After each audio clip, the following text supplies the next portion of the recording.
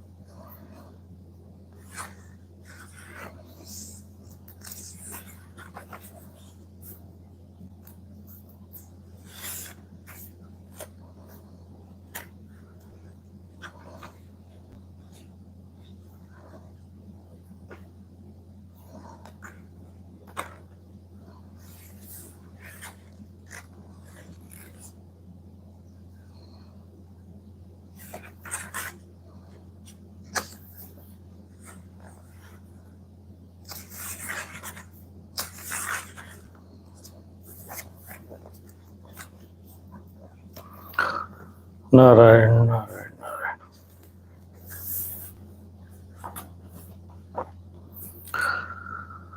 तो आगे श्रीमद् भागवत कथा का जो वर्णन आता है उसमें राजा हरिश्चंद्र की कथा है। तो श्री सुखदेव जी कहते, परीक्षित, मैं वर्णन कर चुका हूं कि मांधाता के पुत्रों में सबसे श्रेष्ठ अम्बरीश थे।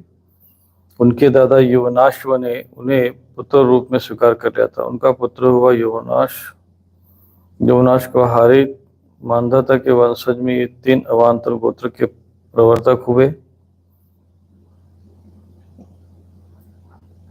तो मांधाता के वंश में भी ये गोत्र जो ऋषि रूप में हुए, जिसमें हारित ऋषि का भी वर्णन आता है। नागों ने अपनी बहन नर्मदा का विवाह पुरुकुत्स से कर दिया था। नागराज वासुकी की आज्ञा से नर्मदा अपने पति को रसातल में ले गई। वहां भगवान की शक्ति से संपन्न होकर पुरुकुत्स ने वध करने योग्य गंधर्वों का को मार डाला।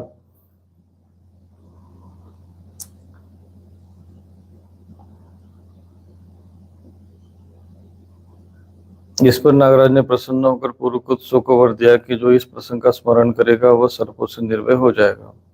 राजा पुरुकुत्स का पुत्र तसदस्यु था। उसके पुत्र हुए अनरण्य, अनरण्य के हयस्व, उसके अरुण, अरुण के त्रिबंधन और त्रिबंधन के पुत्र सत्यव्रत हुए। यही सत्यव्रत त्रिशंकु के नाम से विख्यात हुए। तो राजा जो त्रिशंकु थे, जिनका वर्णन नाम आता है, वही सत्यव्रत उनका नाम था। यद्यपि त्रिशंकु अपने पिता और गुरु के हिसाब से चांडाल हो गए थे, उनको श्राप लगा था चांडाल होने का, परंतु विश्वामित्र के प्रभाव से वे शरीर स्वर्ग में चले गए। देवता ने उन्हें वहां से ढकेल दिया और नीचे सिर के वे गिर पड़े, परंतु विश्वामित्र ने अपने तपोबल से उन्हें आकाश में स्थिर कर दिया। वे अब भी आकाश में ही लटके हुए दिखते हैं। त्रिशंकु के पुत्र थे हरिश्चंद्र। उनके लिए विश्वामित्र और वशिष्ठ एक दूसरे को शाप देकर पक्षी हो गए और वर्षों तक लड़ते रहे। हरिश्चंद्र की कोई संतान नहीं थी, इससे वे बहुत उदास रहा करते थे। नारद के उपदेश से वरुण देवता की शरण में गए, उनसे प्रार्थना की, प्रभु मुझे पुत्र प्राप्ति हो। महाराज यदि मेरे वीर पुत्र होगा तो मैं उसी से आपका यजन करूंगा। वरुण ने कहा कि ठीक है। तब वरुण की कृपा से हरिश्चंद्र के रोहित नाम का पुत्र हुआ। पुत्र होते ही वरुण ने आकर कहा कि हरिश्चंद्र तुमने पुत्र प्राप्त हो गया है, अब इसके द्वारा मेरा यज्ञ करो। हरिश्चंद्र ने कहा कि जब आपका यह यज्ञ पशु 10 दिन से अधिक हो जाएगा तब यज्ञ की यज्ञ होगा। 10 दिन बीतने पर वरुण ने फिर आकर कहा कि आप मेरा यज्ञ करो। हरिश्चंद्र ने कहा कि मैं जब आपके यज्ञ पशु के मुंह से दांत निकल आएंगे तब आपके यज्ञ होगा। दांत उगाने पर वरुण ने कहा कि अब इसके दांत निकला, मेरा यज्ञ करो। हरिश्चंद्र ने कहा कि जब इसके दूध के दांत गिर जाएंगे तब ये यज्ञ की यज्ञ साफ होगा। दूध के दांत गिर जाने पर वरुण ने कहा कि अब इस यज्ञ पशु के दांत गिर गए, मेरा यज्ञ करो।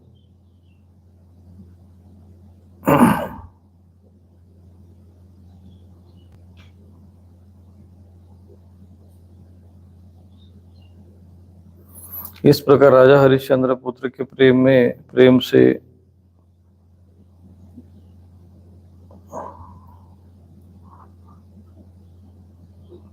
समय को टालते रहे। इसका कारण यह था कि पुत्र स्नेह के बंधन ने उनके हृदय को जकड़ लिया था। वे जो समय बताते वरुण देवता उसी की प्रतीक्षा करते। जब रोहित को इस बात का पता चला कि पिताजी तो मेरे साथ बलिदान करना चाहते, तब वह अपने प्राणों की रक्षा के लिए हाथ में धनुष लेकर वन में चला गया। कुछ दिन उपरांत उसे मालूम हुआ कि वरुण देवता ने निरुष्ट होकर मेरे पिताजी पर आक्रमण कर दिया, जिसके कारण महोदर रोग से पीड़ित हो गए। तब रोहित अपने नगर की ओर चल पड़ा, परंतु इंद्र ने आकर उसे रोक दिया। उन्होंने कहा कि पुत्र रोहित, यज्ञ पशु बनकर मरने की अपेक्षा तो पवित्र तीर्थ अर्थात क्षेत्रों का सेवन करते पृथ्वी में विचरण करना ही अच्छा है।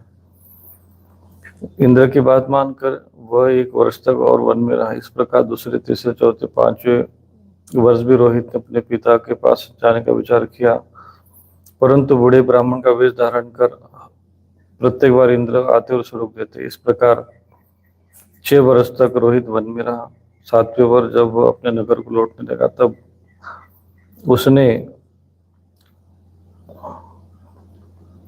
अजीगर्त से उनके मंझले पुत्र शुनशेप को मोल ले लिया और उसे यज्ञ पशु बनाने के लिए अपने पिता को सौंपकर उनके चरणों में नमस्कार किया।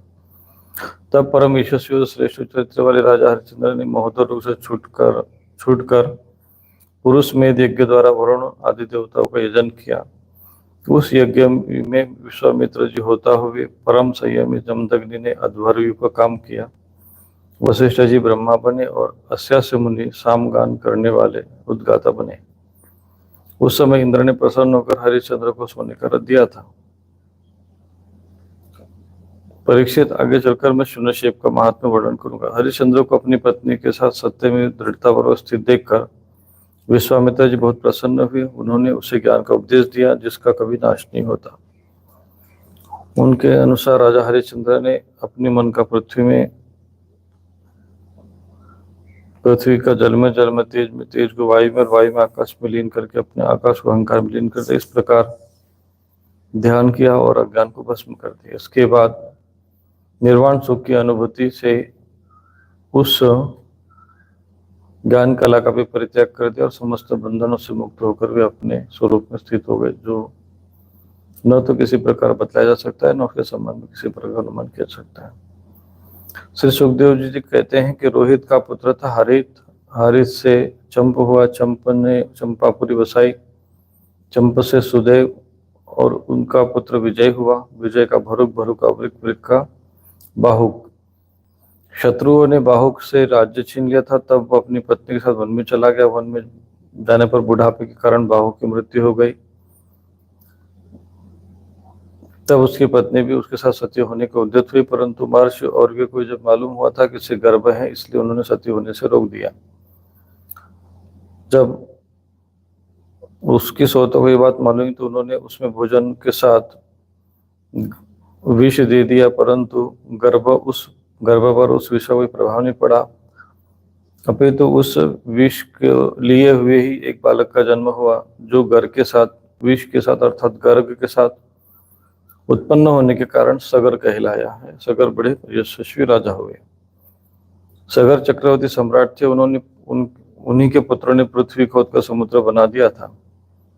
सगर ने अपने गुरुदेव और की आज्ञा मानकर तालजंग, यवन, शक, हाई है और बर्बर जाति के लोगों का वध किया।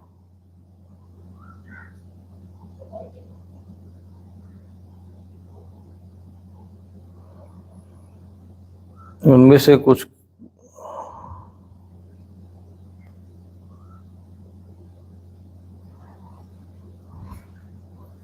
के सिर मुंडवा दिए, कुछ के दाढ़ी मुछ दाढ़ी रखवा दी, कुछ को खुले बालों वाला बना दिया तो कुछ को आधा मुंडवा दिया।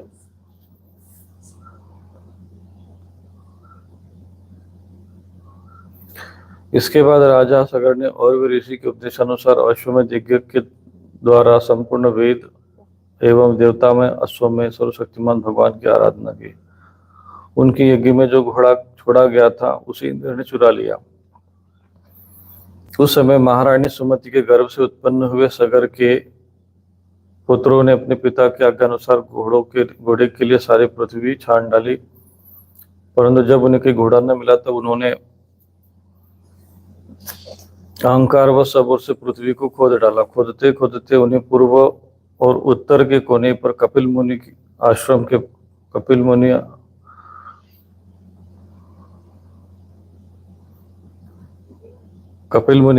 मुनि के पास उनका अपना घोड़ा दिखाई दिया। प्रागुदिच्छाम दिशि हयम ददृशु कपिलांतिके। घोड़े को देखकर वे 60,000 राजकुमार शस्त्र उठाकर ये कहते हुए उनकी ओर दौड़े कि यह हमारे घोड़े को चुराने वाला चोर है। देखो तो यही घोड़े को चुराकर कैसे इसने आंख मूंद ली है। यह पापी है, इसे मार डालो, मार डालो। इस प्रकार यह आवाज सुनकर कपिल मुनि ने अपनी पलकें खोली। इंद्र ने राजकुमारों की बुद्धि हर ली थी। इसी से उन्होंने कपिल मुनि जैसे महापुरुष का तिरस्कार किया, जिसके तिरस्कार के फलस्वरूप उनके शरीर से आग जल उठी और जिससे क्षण भर में ही वे सबके सब जलकर भस्म हो गए। परीक्षित, सगर के पुत्र कपिल मुनि के क्रोध से जल गए ऐसा कहना उचित नहीं है। वे तो शुद्ध सत्वम गुण के परमाश्रय हैं। उनका शरीर तो जगत को पवित्र करता रहता है। उनमें भला क्रोध रूप तमोगुण की संभावना कैसे की जा सकती है?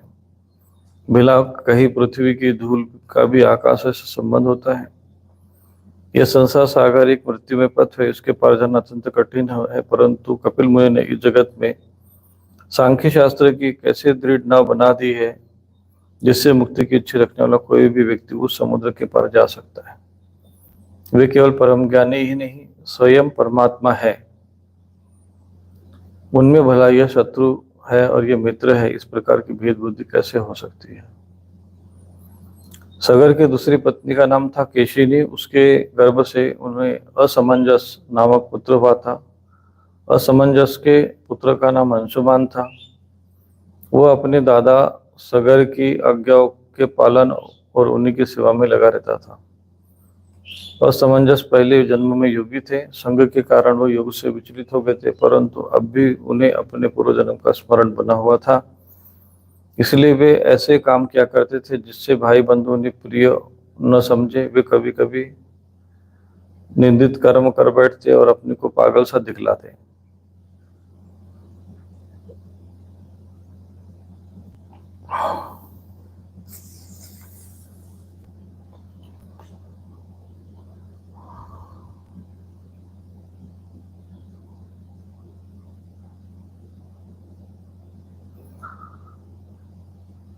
राजा सगर की आज्ञा से अंशुमान घोड़े को ढूंढने के लिए निकले।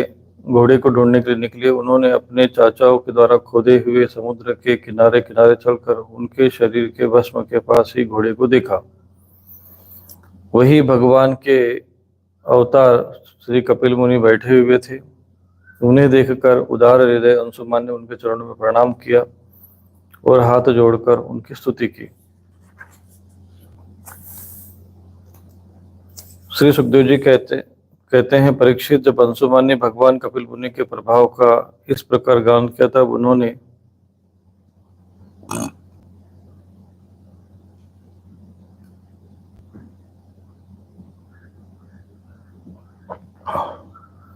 मनी मन अंशुमान पर बड़ा अनुग्रह किया और कहा।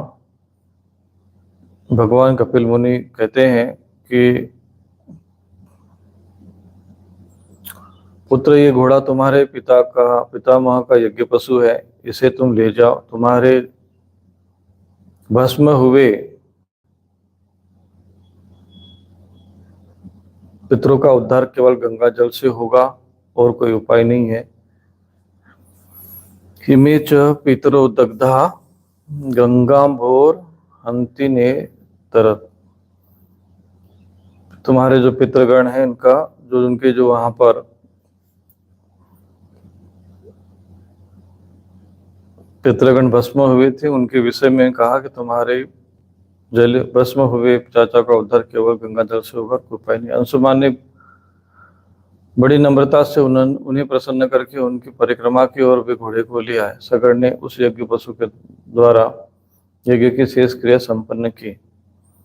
तब राजा सगड़ ने अंशुमान को राज्य का भार सौंप दिया और वे स्वयं विषयों से निष्प्रह और बंधन मुक्त हो गए और उन्होंने महर्षि औरव के बतलाए हुए मार्ग से परम पद की प्राप्ति की।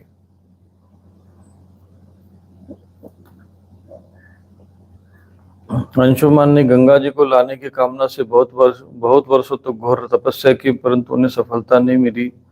समय आने पर उनकी मृत्यु हो गई। अंशुमान के पुत्र दिलीप ने भी वैसी तपस्या की, परंतु वे भी असफल ही रहे और समय पर उनकी भी मृत्यु हो गई। दिलीप के पुत्र थे भगीरथ। उन्होंने बहुत बड़ी तपस्या की और उनके तपस्या से प्रसन्न होकर भगवती गंगा ने उन्हें दर्शन दिया और कहा कि मैं तुम्हें वर देने के लिए आई हूँ। उनके ऐसा कहने पर राजा भगीरथ ने बड़ी नम्रता से अपना अभिप्राय प्रकट किया कि आप मर्त्यलोक में चलिए। तो भगवती गंगा ने कहा कि जिस समय मैं स्वर्ग से पृथ्वी तल पर गिरूं, उस समय मेरे वेग को कोई धारण करने वाला होना चाहिए। भगीरथ, ऐसा न होने पर मैं पृथ्वी को फोड़कर रसातल में चली जाऊंगी। इसके अतिरिक्त इस कारण से मैं भी पृथ्वी पर नहीं जाऊंगी, क्योंकि लोग मुझ में अपने पाप धोएंगे, फिर मैं उस पाप को कहाँ धोऊंगी। भगीरथ, इस विषय में तुम स्वयं विचार कर बताओ।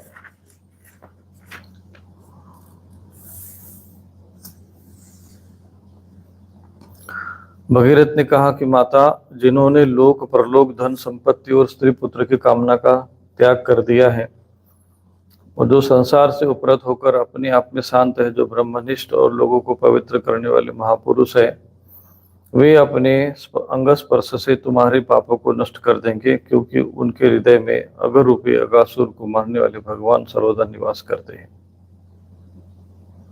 समस्त प्राणियों के आत्मा रुद्रदेव तुम्हारा वेग धारण कर लेंगे, क्योंकि जैसे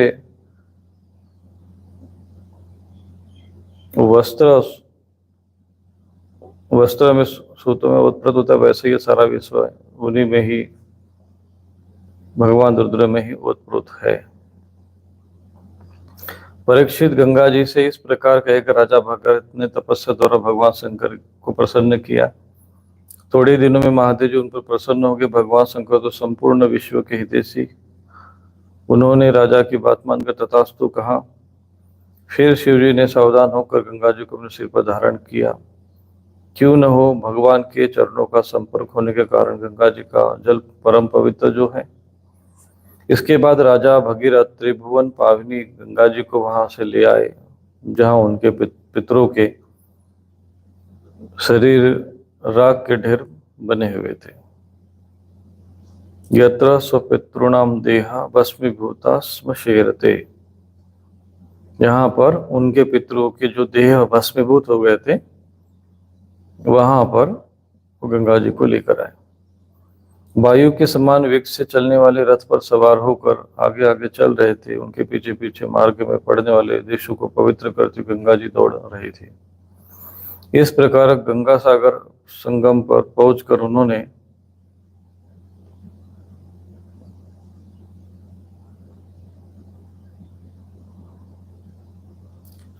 सगर राजा के जले हुए पुत्रों को अपने जल में डुबो दिया। यद्यपि सगर के पुत्र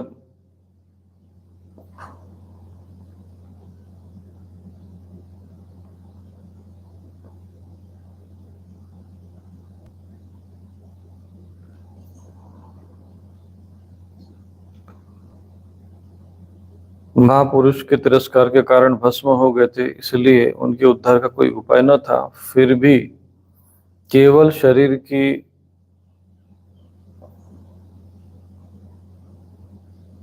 भस्म के साथ गंगा जल का स्पर्श हो जाने से वे स्वर्ग में चले गए। परीक्षित, जब गंगा जल से शरीर की राख का स्पर्श हो जाने से सगर के पुत्रों की स्वर्ग की प्राप्ति हो गई, तब जो लोग श्रद्धा के साथ नियम लेकर गंगा जी का सेवन करते हैं उनके संबंध में कहना ही क्या। मैंने गंगा जी की महिमा के संबंध में जो कुछ कहा है उसमें आश्चर्य की कोई बात नहीं है, क्योंकि गंगा जी भगवान के उन चरण कमलों से निकली है जिनका श्रद्धा के साथ चिंतन करके बड़े बड़े मुनि निर्मल हो जाते हैं और तीनों गुणों के कठिन बंधन को काटकर तुरंत भगवत स्वरूप बन जाते हैं। फिर से गंगा जी संसार का बंधन काट दे, इसमें कौन सी बड़ी बात है।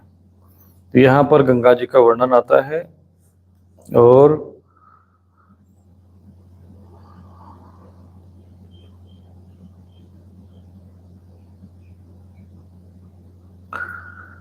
यद जल स्पर्श मात्रेण ब्रह्मदंड हतापि सागरात्मजा दीवम जगमुः केवलम देह भस्म भी। यहाँ पर विषय आ रहा है कि केवल जल का स्पर्श मात्रेण, यानी यद जल स्पर्श मात्रेण ब्रह्मदंड हतापि, जो ब्रह्म का दंड जिन्होंने, मतलब ब्रह्म का जो ब्रह्मज्ञानी महापुरुष के श्राप से जो दग्ध हो चुके थे, उनके जो देह की भस्म का गंगा जल से स्पर्श हुआ और उससे कि यद जल स्पर्श मात्र, केवल जल के स्पर्श मात्र से उनकी सदगति हुई, उनकी मुक्ति हुई। तो गंगा जल की ये विशेष महिमा है। तो जो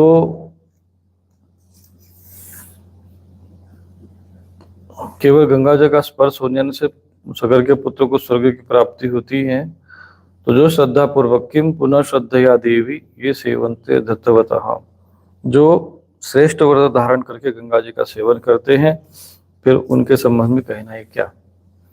तो भगवती गंगा की ये विशेष महिमा और महात्म्य इस समय यहाँ बताया गया है। तो जो भी अपने पितरों के निमित्त गंगा जल से तर्पण करते हैं, तो उनके पितृगण मोक्ष को प्राप्त होते हैं। भाग्य मनाएं कि अभी पृथ्वी पर गंगा जी है, गंगा जल विद्यमान है, परंतु कलयुग के प्रभाव से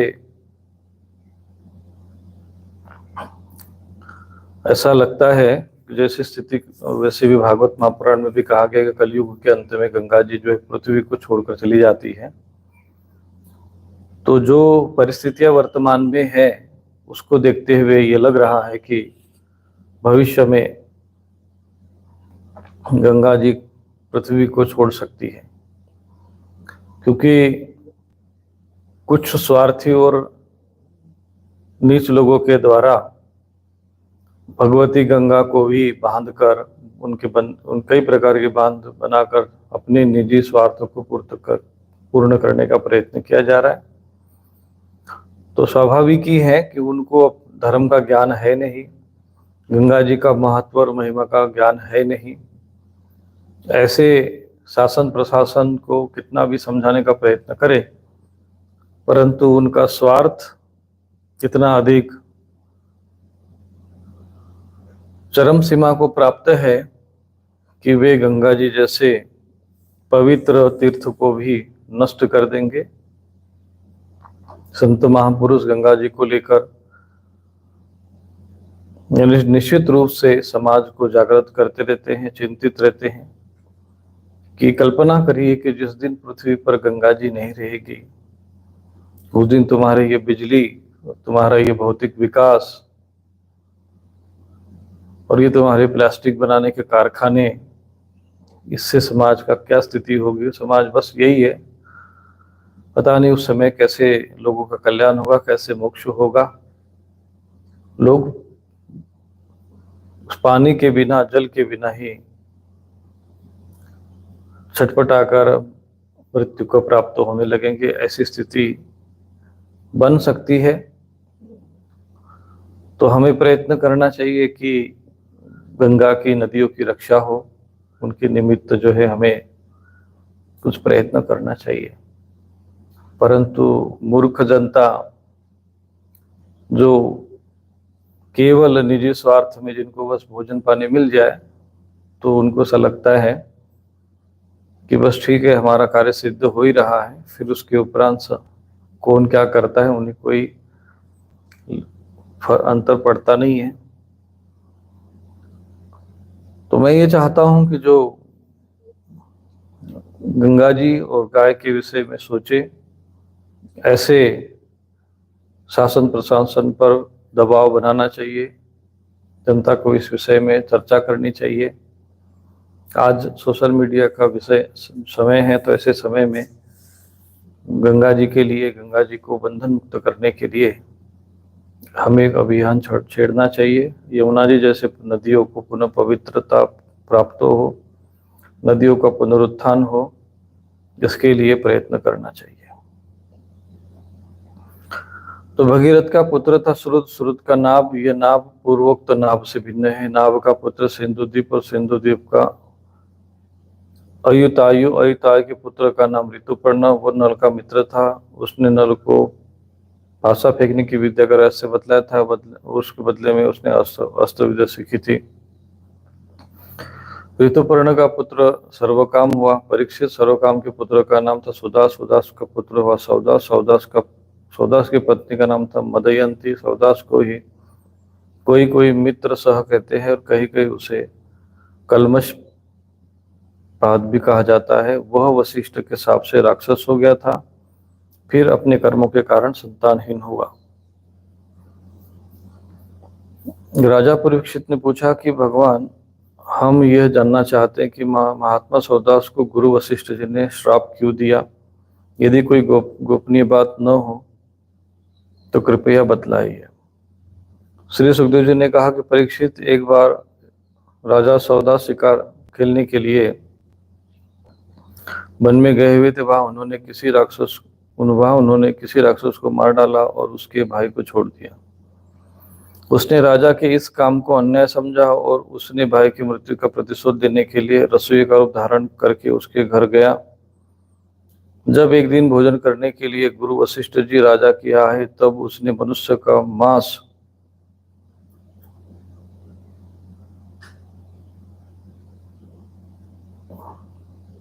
पकाकर उसे उन्हें परोस दिया। जब सर्वसमर्थ वशिष्ठ जी ने देखा कि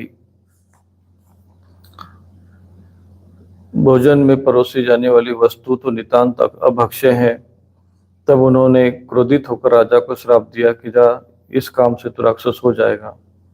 जब उन्हें यह ज्ञात हुआ कि यह काम तो राक्षस का है, राजा का नहीं, तब उन्होंने उस श्राप को केवल 12 वर्ष के लिए कर दिया। उस समय राजा सौदास भी अपनी अंजलि में जल लेकर गुरु वशिष्ठ जी को श्राप देने के लिए उद्यत हुए, परंतु उनकी पत्नी दमयंती ने उन्हें ऐसा करने से रोक दिया। इस पर सौदास ने विचार किया कि दिशाएं, आकाश, पृथ्वी, सबके सब तो जीवमय ही है, तब ये तीक्ष्ण जल कहाँ छोड़ूं। अंत में उन्होंने उस जल को अपने पैरों पर डाल दिया। इसी से उनका नाम मित्रसह हुआ। उस जल से उनके पैर काले पड़ गए थे, जिसके कारण उनका नाम कलमशपाद भी हुआ। अब वे राक्षस हो चुके थे। एक दिन राक्षस बने हुए राजा कलमशपाद ने एक वनवासी ब्राह्मण दंपति को सहवास के समय देख लिया था। कलमशपाद तो बहुत लगी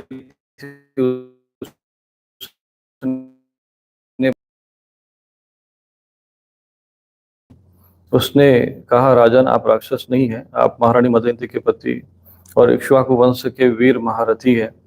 आपको ऐसा अधर्म नहीं करना चाहिए। मुझे संतान की कामना है और इस ब्राह्मण की भी कामना भी पूर्ण नहीं हुई, इसलिए आप मुझे मेरा ये ब्राह्मण पति दे दीजिए। राजन, यह मनुष्य शरीर जीव को धर्म अर्थ काम मोक्ष और पुरुषार्थ की प्राप्ति करने वाला है।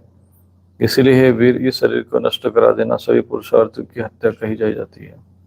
फिर ये ब्राह्मण तो विद्वान है, तपस्याशील और गुणों से बड़े बड़े संपन्न है।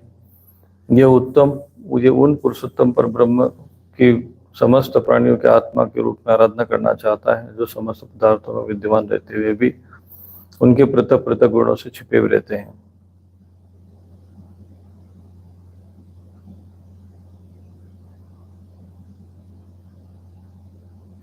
ब्राह्मण पत्नी बड़ी ही करुण पूर्ण वाणी से इस प्रकार अनाथ की भांति रोने लगी, परंतु सौदास ने श्राप से मोहित होने के कारण उसकी प्रार्थना पर कुछ भी ध्यान नहीं दिया और वो उस ब्राह्मण को वैसे ही खा गया जैसे बाघ किसी पशु को खा जाता है। जब ब्राह्मण ने देखा कि राक्षस ने मेरे गर्भाधान के लिए उद्यत पति को खा लिया, तब उसे बड़ा शोक हुआ। सती ब्राह्मणी ने क्रोध करके राजा को श्राप दे दिया कि रे पापी, मैं अभी काम से पीड़ित हो रही थी, ऐसी अवस्था में तूने मेरे पति को खा लिया। इसलिए मूर्ख, जब तू स्त्री से सहवास करना चाहेगा तब तेरी मृत्यु हो जाएगी। यह बात मुझे सुझाव देती हूँ। इस प्रकार मित्रसह को श्राप देकर ब्राह्मणी अपने पति की अस्थियों को दधकती हुई चिता में डालकर स्वयं भी सती हो गई और उसने वह गति प्राप्त की जो अपने उसके पतिदेव को मिली थी। क्यों न हो, वो अपने पति को छोड़कर किसी अन्य लोक में जाना भी तो नहीं चाहती थी। 12 वर्ष बीत जाने पर राजा सौदास श्राप से मुक्त हो गए। जब वे सहवास के लिए अपनी पत्नी के पास गए तब उसने उन्हें रोक दिया, क्योंकि उसे उस ब्राह्मण के श्राप का पता था। इसके बाद उन्होंने स्त्री सुख का बिल्कुल परित्यागी कर दिया। इस प्रकार अपने कर्म के फलस्वरूप संतानहीन हो गए। तब वशिष्ठ जी ने उनके कहने से मदयंती को गर्भाधान कराया। मदयंती 7 वर्ष तक गर्भधारण किए रही, परंतु संतान उत्पन्न नहीं हुआ। तब वशिष्ठ जी ने पत्थर से उनके पेट पर आघात किया, जिससे जो बालक उत्पन्न हुआ वो अश्म की चोट से उत्पन्न होने के कारण अश्मक कहलाया। अश्मक से मूलक का जन्म हुआ। जब परशुराम जी पृथ्वी को क्षत्रियहीन कर रहे थे, तब स्त्रियों ने उसे छिपाकर रख लिया था। इसी से उसका एक नाम नारी कवच भी हुआ। उसे मूलक इसलिए कहते हैं कि वह पृथ्वी के क्षत्रियहीन हो जाने पर उस वंश का मूल बना। मूलक के पुत्र हुए दशरथ के एडविड और एडविड के राजा विश्वसह के पुत्र ही चक्रवर्ती सम्राट खटवांग हुए। युद्ध में उन्हें कोई जीत नहीं सकता था। उन्होंने देवताओं की प्रार्थना से दैत्यों का वध किया था। जब उन्हें देवताओं से ये मालूम हुआ कि अब मेरी केवल आयु 2 घड़ी ही शेष है, तब वे अपनी राजधानी लौट आए और अपने मन को उन्होंने भगवान में लगा दिया।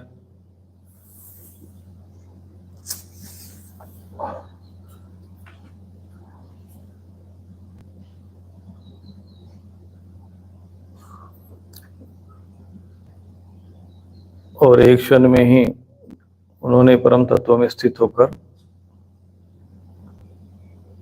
अपना शरीर त्याग कर दिया। परीक्षित खटवांग के पुत्र दीर्घबाहु के परम यशस्वी पुत्र रघु हुए। रघु के अज और अज के पुत्र महाराज दशरथ हुए। देवताओं की प्रार्थना से साक्षात परब्रह्म परमात्मा भगवान श्री हरि ही अपने अंशांश से 4 रूप धारण करके राजा दशरथ के पुत्र हुए। अंशांशेन चतुर्धागात् पुत्रत्वं प्रार्थितम् सूर्य। उनके नाम हुए राम, लक्ष्मण, भरत और शत्रुघ्न। परीक्षित, सीतापति भगवान श्री राम का चरित्र तो तत्वदर्शी ऋषियों ने बहुत कुछ वर्णन किया है और तुमने अनेक बार उसे सुना भी है।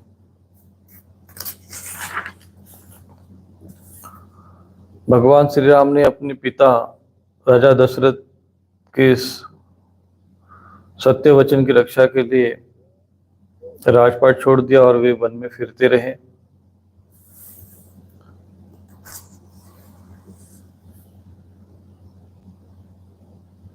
उनके चरण कमल इतने सुकोमल थे कि परम सुकुमारी श्री जानकी के चरण कमलों का स्पर्श भी उससे सहन नहीं होता था। वे चरण जब वन में चलते चलते थक जाते, तब हनुमान और श्री लक्ष्मण उन्हें दबाकर उनकी थकावट मिटाते। शूर्पणखा को कान काट कर विरूप कर देने के कारण उन्हें अपनी प्रियतमा श्री जानकी का वियोग भी सहना पड़ा। इस विजय के कारण क्रोधवश उनके भव्य तन के जिन्हें देखकर समुद्र तक भयभीत हो गया। इसके बाद उन्होंने समुद्र पर पुल बांधा और लंका में जाकर दुष्ट राक्षसों के जंगल को दावा अग्नि के समान दग्ध कर दिया और वे कौशल नरेश हमारी रक्षा करें।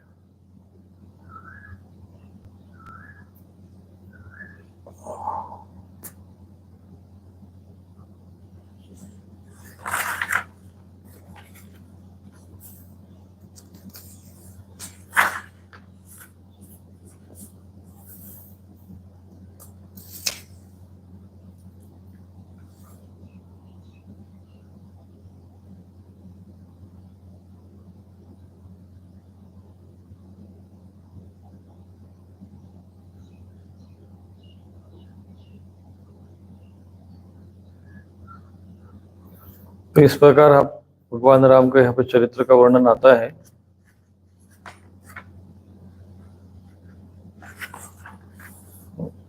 संक्षिप्त में इसमें वर्णन आता है।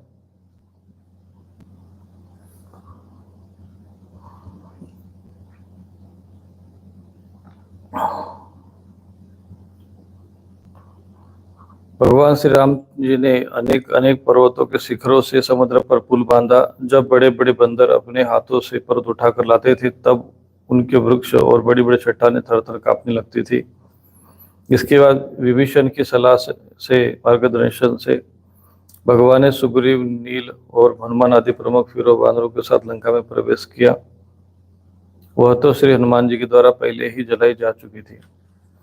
उस समय वानर राज की सेना ने लंका के सैर करने और खेलने के स्थान, अन्न के गोदाम, खजाने, दरवाजे, फाटक, सभा भवन, छज्जे और पक्षियों के रहने के स्थान को घेर लिया। उन्होंने वहां की वेदी, ध्वजाएं, सोने के कलश, चौराहे तोड़ फोड़ डाले। उस समय लंका ऐसी मालूम पड़ रही थी जैसे झुंड के झुंड हथिनियों ने किसी नदी को मत डाला हो। यह देखकर राक्षस रावण ने निकुंभ, कुंभ, धूम्राक्ष, दुर्मुख, सुरांतक, दरांतक, प्रहस्त, अतिकाय, विकंपन आदि अपने सब अनुचरों, पुत्र मेघनाद और अंत में भाई कुंभकर्ण को भी युद्ध करने के लिए भेजा। राक्षसों की वह विशाल सेना तलवार, त्रिशूल, धनुष, प्रास, रिष्टि, शक्ति, बाण, भाले, खड्ग आदि अस्त्र शस्त्रों से सुरक्षित और अत्यंत दुर्गम थी। भगवान श्री राम ने सुग्रीव, लक्ष्मण, हनुमान, गंधमादन, नील, अंगद, जाम्बान और पनस आदि वीरों को अपने साथ लेकर राक्षसों की सेना का सामना किया।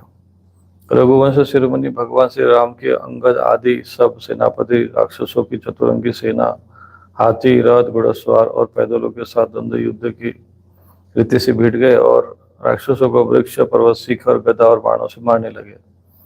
उनका मारा जाना तो स्वाभाविक ही था, क्योंकि वे उसी रावण के अनुचर थे जिनका मंगल श्री सीता जी को स्पर्श करने के कारण पहले नष्ट हो चुका था।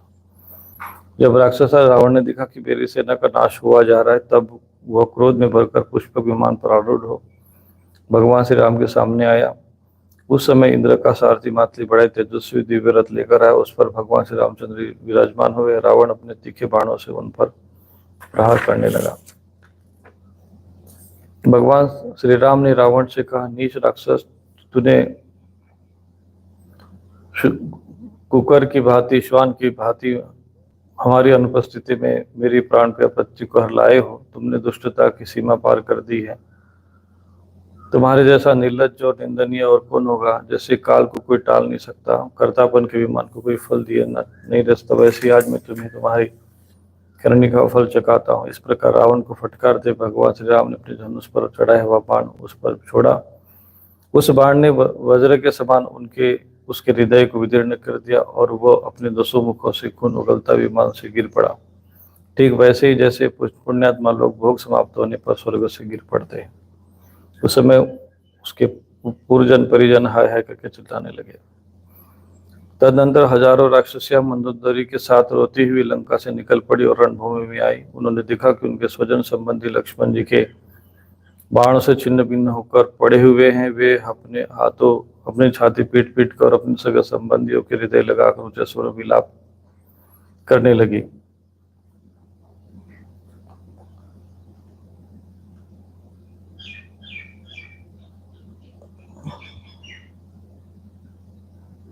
परीक्षित कौशलाधीश भगवान श्री रामचंद्र जी की आज्ञा से विभीषण ने अपने स्वजन संबंधियों का पितृयज्ञ की विधि से शास्त्र के अनुसार अंत्येष्टि कर्म किया। 29वें।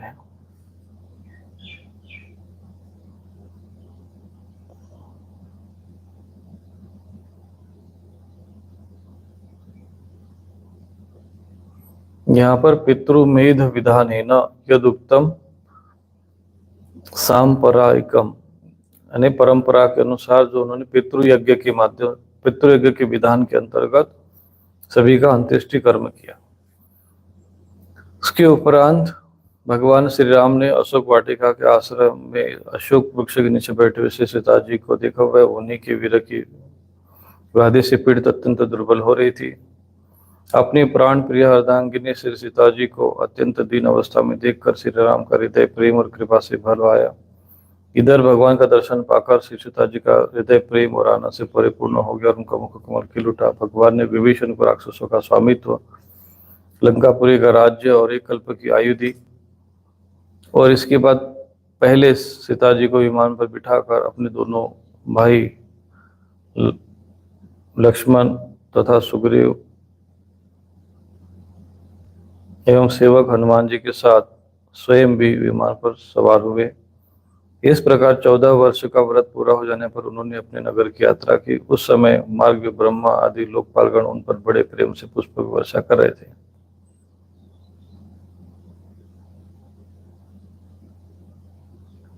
इधर तो ब्रह्मा आदि बड़े आनंद से भगवान की लीलाओं का गान कर रहे थे। उधर जब भगवान को यह मालूम हुआ कि भरत जी केवल गोमूत्र में पकाया हुआ जौ का दलिया खाते हैं, वलकल पहनते हैं और पृथ्वी पर डाब बिछाकर सोते हैं और एवं उन्होंने जटाएं बढ़ा रखी, तब वे बहुत दुखी हुए।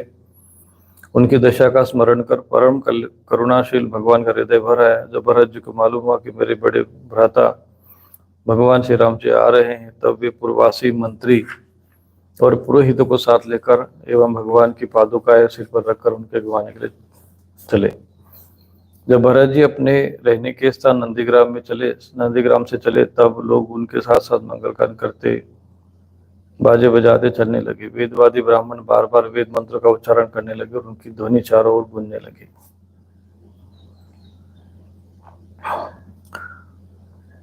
भगवान को देखते ही प्रेम के उद्रेक से भरत जी का हृदय गदगद हो गया। नेत्रों से आंसू छलक पाए और वे भगवान के चरणों पर गिर पड़े। उन्होंने प्रभु के सामने उनकी पादुकाएं रख दी और हाथ जोड़कर खड़े हो गए। नेत्रों से आंसू की धारा बहती जा रही थी। भगवान ने अपने दोनों हाथों से पकड़कर बहुत देर तक भरत जी को हृदय से लगाए रखा।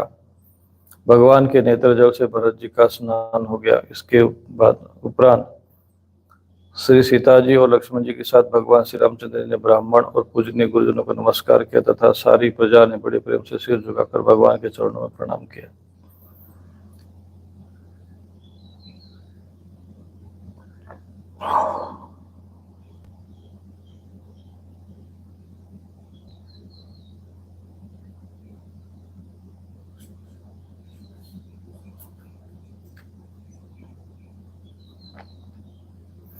इस प्रकार भगवान ने भाइयों का अभिनंदन स्वीकार करके उनके साथ अयोध्यापुरी में प्रवेश किया।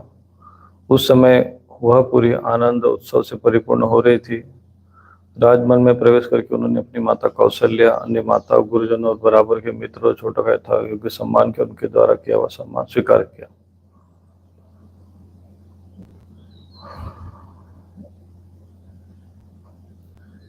और भगवान का यहाँ राज्याभिषेक का वर्णन आता है। परीक्षित, जब समस्त प्राणियों को सुख देने वाले परम धर्मज्ञ भगवान श्री राम राजा हुए थे, तब तो त्रेता युग, परंतु मालूम होता था मानो सतयुग ही है। परीक्षित, उस समय वन, नदी, पर्वत, वर्ष, द्वीप और समुद्र सबके सब प्रजा के लिए कामधेनु के समान समस्त कामनाओं को पूर्ण करने वाले बन रहे थे। इंद्रियातीत भगवान श्री राम के राज्य करते समय किसी को मानसिक चिंता या शारीरिक रोग नहीं होते थे। बुढ़ापा, दुर्बलता, दुख, शोक, भय और थकावट नाम मात्र के लिए भी नहीं थे। यहाँ तक कि जो मरना नहीं चाहते थे उनकी मृत्यु भी नहीं होती थी। भगवान श्री राम ने एक पत्नी व्रत धारण कर रखा था। उनके चरित्र अत्यंत पवित्र और राजर्षियों से थे। वे गृहस्थ उचित स्वधर्म की शिक्षा देने के लिए स्वयं उस धर्म का आचरण करते थे।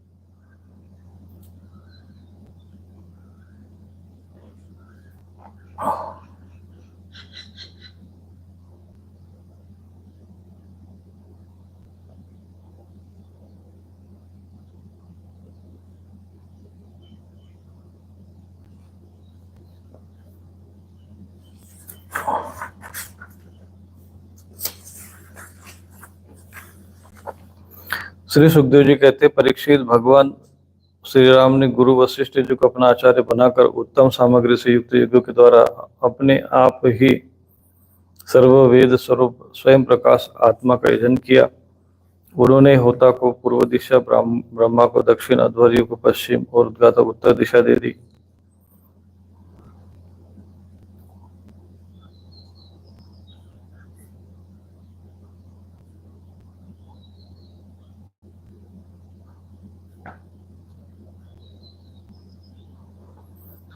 उनके बीच में जितनी भूमि बच गई थी वह उन्होंने आचार्य को दे दी।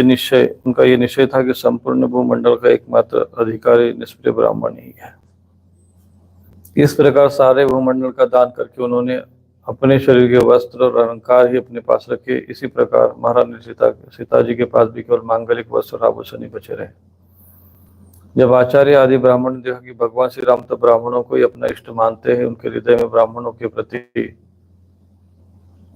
अत्यंत स्नेह है, तब उनका हृदय प्रेम से द्रवित हो गया। उन्होंने प्रसन्न होकर सारी पृथ्वी भगवान को लौटा कर कहा कि प्रभु, आप सब लोगों के एकमात्र स्वामी हैं। आप तो हमारे हृदय के भीतर रहकर अपनी ज्योति से अज्ञान अंधकार का नाश कर देते। ऐसी स्थिति में भला आपने हमें क्या नहीं दे रखा है।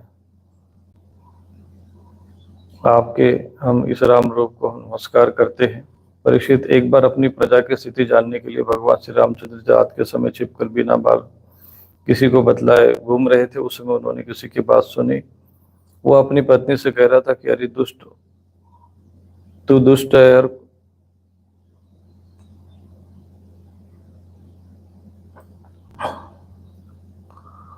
और कुलटा है। तूने पराये घर में रहकर आई है। स्त्री लोभी राम भले ही सीता को रख ले, परंतु मैं तुझे फिर नहीं रख सकता। सचमुच सब लोगों को प्रसन्न करना टेढ़ी खीर है, क्योंकि मूर्खों की तो कमी नहीं है। जब भगवान श्री राम ने बहुतों के मुख से ऐसी बात सुनी तो वे लोग अपवाद से कुछ भयभीत हो गए और उन्होंने श्री सीता जी का परित्याग कर दिया और वे वाल्मीकि मुनि के आश्रम में रहने लगी। सीता जी उस समय गर्भवती। उस समय आने पर उन्होंने एक साथ ही 2 पुत्र उत्पन्न किए। उनके नाम थे कुश और लव। वाल्मीकि मुनि ने उनके जात कर्मादि संस्कार किए। लक्ष्मण जी के 2 पुत्र हुए, अंगद और चित्रकेतु। इसी प्रकार भरत जी के भी 2 पुत्र थे, तक्ष और पुष्कल। शत्रुघ्न जी के भी 2 पुत्र हुए, सुबाहु और श्रुतसेन। भरत जी ने दिग्विजय में करोड़ों गंधर्वों का संहार किया। उन्होंने उनका सब धन लाकर अपने बड़े भाई भगवान श्री राम की सेवा में निवेदित किया। शत्रुघ्न जी ने मधुवन में मधु के पुत्र लवण नामक राक्षसों को मारकर वहां मथुरा नाम की पुरी बसाई। भगवान श्री राम के द्वारा निर्वासित सीता जी ने अपने पुत्रों को वाल्मीकि जी के हाथों में सौंप दिया और भगवान श्री रामचंद्र जी के कमलों का दान करते हुए पृथ्वी के लोक में चली गई। यह समाचार सुनकर भगवान श्री राम ने अपने शोकावेश को बुद्धि के द्वारा रोकना चाहा, परंतु परम समर्थ होने पर भी वे उसे रोक न सके, क्योंकि उन्हें जानकी के पवित्र गुण बार बार स्मरण आया करते थे। परीक्षित, यह स्त्री और पुरुष का संबंध सब कहीं इस प्रकार दुख का कारण है। यह बात बड़े बड़े समर्थ लोगों के विषय में ऐसा ही कहा, फिर ग्रासक्त मनुष्य के विषय में कहना ही क्या। इसके बाद भगवान श्री राम ने ब्रह्मचर्य धारण करके 13,000 वर्ष तक अखंड रूप से अग्निहोत्र किया। तदनंतर अपना स्मरण करने वाले भक्तों के हृदय में उन्हें अपने चरण कमलों को स्थापित करके जो दंडकवन के कांटों से बीन गए थे, अपने स्वयं प्रकाश परम ज्योतिर्धाम धाम में चले गए। परीक्षित, भगवान के समान प्रतापशाली और कोई नहीं है, फिर उनसे बढ़कर तो कोई हो ही नहीं सकता। उन्होंने देवताओं की प्रार्थना से लीला विग्रह धारण किया था। ऐसी स्थिति में रघुवंश शिरोमणि भगवान श्री राम के लिए कोई बड़े गौरव की बात नहीं है कि उन्होंने अस्त्र शस्त्रों से राक्षसों को मार डाला और समुद्र पर पुल बांध दिए। भला उन्हें शत्रुओं को मारने के लिए बंदरों की सहायता की आवश्यकता ही क्या थी। ये सब उनकी लीला ही है। भगवान श्री राम का निर्मल यश समस्त पापों को नष्ट करने वाला है। वह इतना फैल गया है कि दिग्गजों का श्यामल शरीर भी उनकी उज्ज्वलता से चमक उठा है। आज भी बड़े बड़े ऋषि महर्षि राजाओं की सभा में उनका गान करते रहते हैं। स्वर्ग के देवता और पृथ्वी के नरपति अपने कमनीय किरीटों से उनके चरण कमलों की सेवा करते रहते। मैं उन्हीं रघुवंश शिरोमणि भगवान श्री रामचंद्र की शरण ग्रहण करता हूँ। जिन्होंने भगवान श्री राम का दर्शन और स्पर्श किया, उनका सहवास और अनुगमन किया, वे सब के सब और कौशल देश के निवासी भी उसी लोक में चले गए जहाँ बड़े बड़े योगी योग साधना की तरह जाते हैं। जो पुरुष अपने कानों से भगवान श्री राम का चरित्र सुनता है, उसे सरलता, कोमलता आदि गुणों की प्राप्ति होती है। परीक्षित केवल इतना ही नहीं, वह समस्त कर्म बंधनों से मुक्त हो जाता है। राजा परीक्षित ने पूछा कि भगवान श्री राम स्वयं अपने भाइयों के साथ किस प्रकार व्यवहार करते थे तथा भरत आदि भाई, प्रजाजन और अयोध्यावासी भगवान श्री राम के प्रति कैसा बर्ताव करते थे। श्री सुखदेव जी कहते हैं कि त्रिभुवनपति महाराज श्री राम ने राज सिंहासन स्वीकार करने के बाद अपने भाइयों को दिग्विजय की आज्ञा दी और स्वयं अपने निज जनों को दर्शन देते हुए अपने अनुचरों के साथ पुरी की देखरेख करने लगे। उस समय अयोध्यापुरी के मार्ग सुगंधित जल और हथिनियों के मदकणों से सिंचे रहते। ऐसा जान पड़ता मानो ये नगरी अपने स्वामी श्री राम की को देखकर अत्यंत मतवाली हो रही है।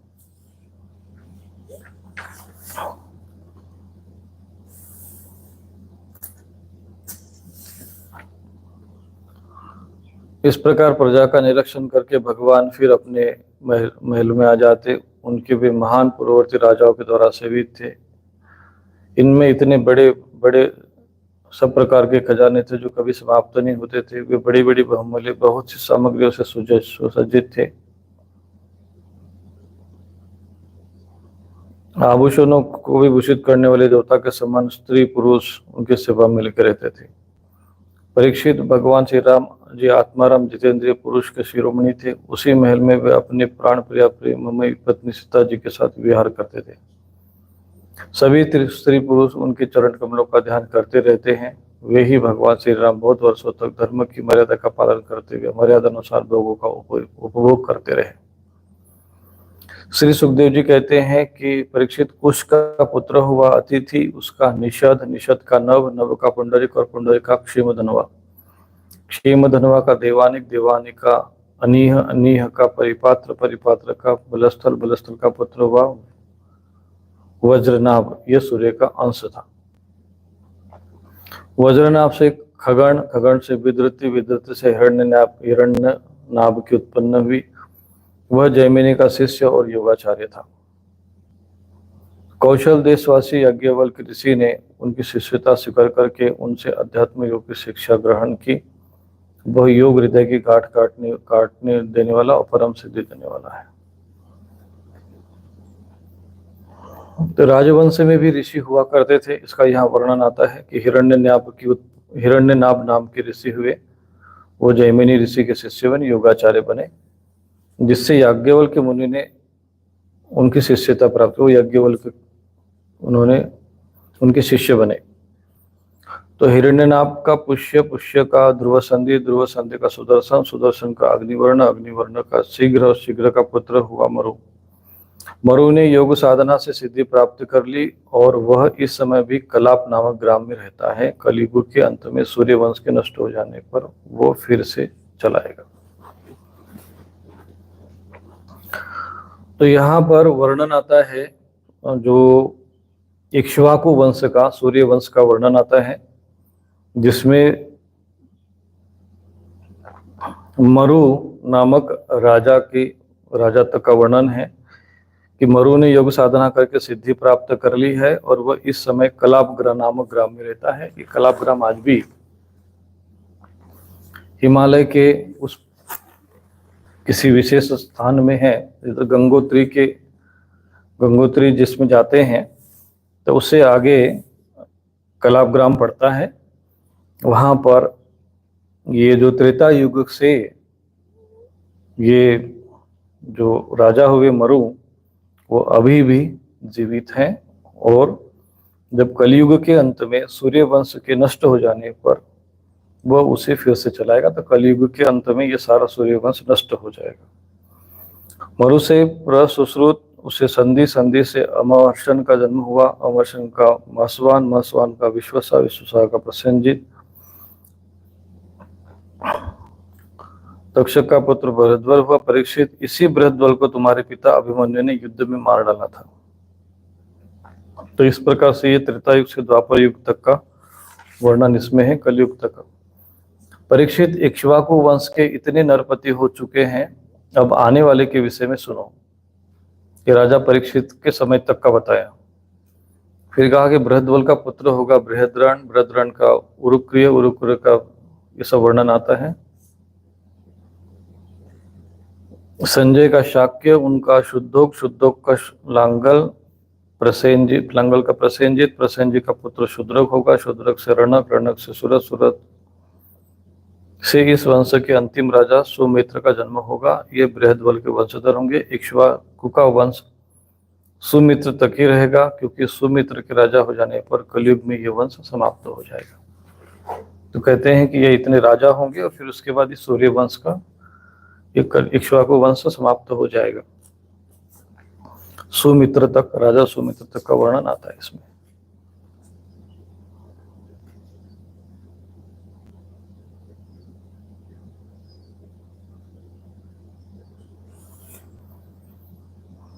श्री सुखदेव जी कहते हैं कि परीक्षित इक्ष्वाकु के पुत्र थे निमि, उन्होंने अब निमि का वर्णन आ रहा है। इक्ष्वाकु के वंश में जो निमि हुए, ये तो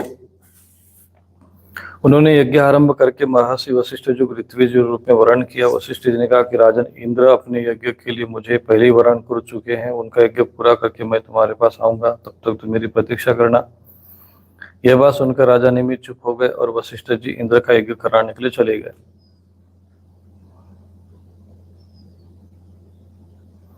विचारवान निमि ने यह सोचकर कि जीवन तो क्षणभंगुर है, विलंब करना उचित न समझा और यज्ञ प्रारंभ कर दिया। जब तक गुरु वशिष्ठ जी न लौटे तब तक उन्होंने दूसरे ऋतु का वर्ण कर लिया। गुरु वशिष्ठ जी जब इंद्र का यज्ञ संपन्न करके लौटे तो उन्होंने देखा कि उनके शिष्य निमि ने उनकी बात न मानकर यज्ञ प्रारंभ कर दिया। तब उन्होंने श्राप दिया कि निमि को अपनी विचारशीलता और पांडित्य का बड़ा घमंड है, इसलिए इसका शरीर नष्ट हो जाए। निमि की दृष्टि में गुरु वशिष्ठ जी का यह श्राप धर्म के अनुकूल नहीं प्रतिकूल था, इसलिए उन्होंने भी श्राप दिया कि आपने लोभवश अपने धर्म का आदर नहीं किया, इसलिए आपका शरीर भी नष्ट हो जाए। इसलिए वशिष्ठ जी का शरीर नष्ट होता है और वो दूसरे जन्म में वशिष्ठ जी का जन्म होता है। उसमें आपने वर्णन देखा हो, सुना होगा। मित्र वरुण के द्वारा उर्वशी के गर्भ से जन्म हुआ था। यह कहकर आत्मविद्या में निपुण निमि ने अपने शरीर का त्याग कर दिया। परीक्षित, इधर हमारे वृद्ध परपितामह वशिष्ठ जी ने भी अपना शरीर त्याग कर मित्रा वरुण के द्वारा उर्वशी के गर्भ से जन्म ग्रहण किया। मित्रा वरुण के पुत्र वशिष्ठ जी भी। राजा निमि के यज्ञ में आए हुए श्रेष्ठ मुनियों ने राजा के शरीर को सुगंधित वस्तु में रख दिया। जब सत्रया की समाप्ति हुई और देवता लोग आए तब उन लोगों ने उनसे प्रार्थना की कि महानुभाव, आप लोग समर्थ है, यदि आप प्रसन्न है तो राजा निमि का यह शरीर पुनर्जीवित हो उठे। देवताओं ने कहा ऐसा ही हो। उस समय निमि ने कहा कि मुझे देह का बंधन नहीं चाहिए। विचारशील मुनि अपनी बुद्धि को पूर्ण रूप से श्री भगवान में लगा देते हैं और उन्हीं के चरण कमलों का भजन करते हैं। एक न एक दिन यह अवश्य शरीर छूटेगा। इस वजह से भीत होने के कारण वे लोग शरीर का भी संयोग नहीं चाहते हैं, तो वे तो मुक्त ही होना चाहते हैं। अतः मैं अब दुख, शोक और भय के मूल कारण इस शरीर की धारण नहीं करना चाहता। जैसे जल में मछली के लिए सर्वत्र ही मृत्यु के अवसर है, वैसे ही इस शरीर के लिए अब सब मृत्यु ही मृत्यु है। देवता ने कहा कि मुनियों, राजा निमि बिना शरीर के ही प्राणियों के नेत्रों में अपनी इच्छा के अनुसार निवास करे। वे वहां रहकर सूक्ष्म शरीर से भगवान का चिंतन करते रहे। पलक उठने और गिरने से उनका अस्तित्व पता चलेगा। कहते हैं कि जो पलक गिरती है और उठती है तो उसमें जो समय लगता है उसको निमि कहते हैं। उसके बाद ऋषियों ने यह सोचकर कि राजाओं के न रहने पर लोगों में अराजकता फैल जाएगी, निमि के शरीर का मंथन किया। इसी मंथन से एक कुमार उत्पन्न हुआ। जन्म लेने के कारण उनका नाम जनक और विदेह से उत्पन्न होने के कारण वैदेह उनका नाम हुआ। मंथन से उत्पन्न होने के कारण उसी बालक का नाम मिथिल हुआ। उसी ने मिथिलापुरी बसाई। यहाँ पे राजा जनक के वर्णन आता है। उसी जनक का उदावसु, उदावसी का नंदीवर्धन, नंदीवर्धन का सुकेतु से उसका देवरात, देवरात का बृहद्रथ, बृहद्रथ का महावीर्य, महावीर का सुधृति, सुधृति का दृष्टकेतु, दृष्टि का हरियश्व, उनका मरु नामक पुत्र हुआ। मरु से प्रतिपक। और यह आता है यहाँ पर स्वर्णरोमा, स्वर्णरोमा का पुत्र ह्रस्वरोमा। इसी ह्रस्वरोमा के पुत्र महाराज शिरध्वज थे। वे जब यज्ञ के लिए धरती जोत रहे थे तब उनके सिर मतलब हल के अग्रभाग से सीता जी की उत्पन्न हुई थी। इसी से उनका नाम शिरध्वज पड़ा। और शिरद तो उन्हीं के सीता नामक पुत्री थे। तो उनके जो जनक, जिसको हम कहते हैं जनक, एक उपाधि, जनक ये एक परम, जितने भी उनके परिवार में जो लोग राजा हुए वो सब उनके नाम जनक ही हुए। जनक एक उपाधि हो गई। और सीता जी के जो पिताजी थे उनका नाम शिरध्वज था। शिरध्वज के कुशध्वज, कुशध्वज के धर्मध्वज, धर्मध्वज के दो पुत्र हुए, कृशध्वज और मितध्वज। कृशध्वज के केशी ध्वज और मिषध्वज के खांडिनी में परीक्षित। केशी ध्वज आत्मविद्या में बड़ा प्रवीण था। खांडिक था कर्मकांड का मर्मज्ञ। तो पहले जो राजा महाराजा होते थे वो भी यज्ञ और कर्मकांड के ज्ञाता हुआ करते थे। कि इस प्रकार से समझ में आता है। तो परीक्षित ये मिथिला वंश में उत्पन्न सभी नरपति मैथिल कहलाए। तो ये जितने भी राजा हुए इन सबका नाम जो है मैथिल हुआ। और ये सबके सब आत्मज्ञान से संपन्न, गृहस्थाश्रम में रहते हुए सुख दुख आदि से द्वंद्व से मुक्त थे। क्योंकि क्यों न हो, क्योंकि याज्ञवल्क्य आदि बड़े बड़े योगेश्वरों की उनके ऊपर महान कृपा थे। तो ये सारे लोग जितने भी राजा हुए वो सब आत्मज्ञान से संपन्न थे, कर्मकांडी और ज्ञानी महापुरुष थे। इसलिए इनको विदेही भी कहा जाता है। अब ये सूर्य वंश का वर्णन यहाँ हो गया। उसके बाद सुखदेव जी कहते हैं अब मैं तुम्हें चंद्रमा के पावन वंश का वर्णन करता हूँ। इस वंश में पुरुरवा आदि बड़े पवित्र कीर्ति राजा का कीर्तन किया गया। वैवस्वत मनु के जो वंश हुए जिसमें सूर्य वंश का वर्णन आपने सुन लिया। अब चंद्र वंश का सुना। सहस्त्रों सिर वाले विराट पुरुष नारायण के नाभि सरोवर के कमल से ब्रह्मा जी की उत्पत्ति हुई। ब्रह्मा जी के पुत्र हुए अत्रि। अत्रि जो उनके नेत्र से उत्पन्न हुए थे। उन्हीं अत्रि के नेत्रों से अमृतमय चंद्रमा का जन्म हुआ। ब्रह्मा जी ने चंद्रमा को ब्राह्मण, औषधि और नक्षत्र का अधिपति बना दिया। तो ब्राह्मण, औषधि और नक्षत्रों का अधिपति चंद्रमा को कहा जाता है। उन्होंने तीनों लोगों पर विजय प्राप्त की और राजसूय यज्ञ किया।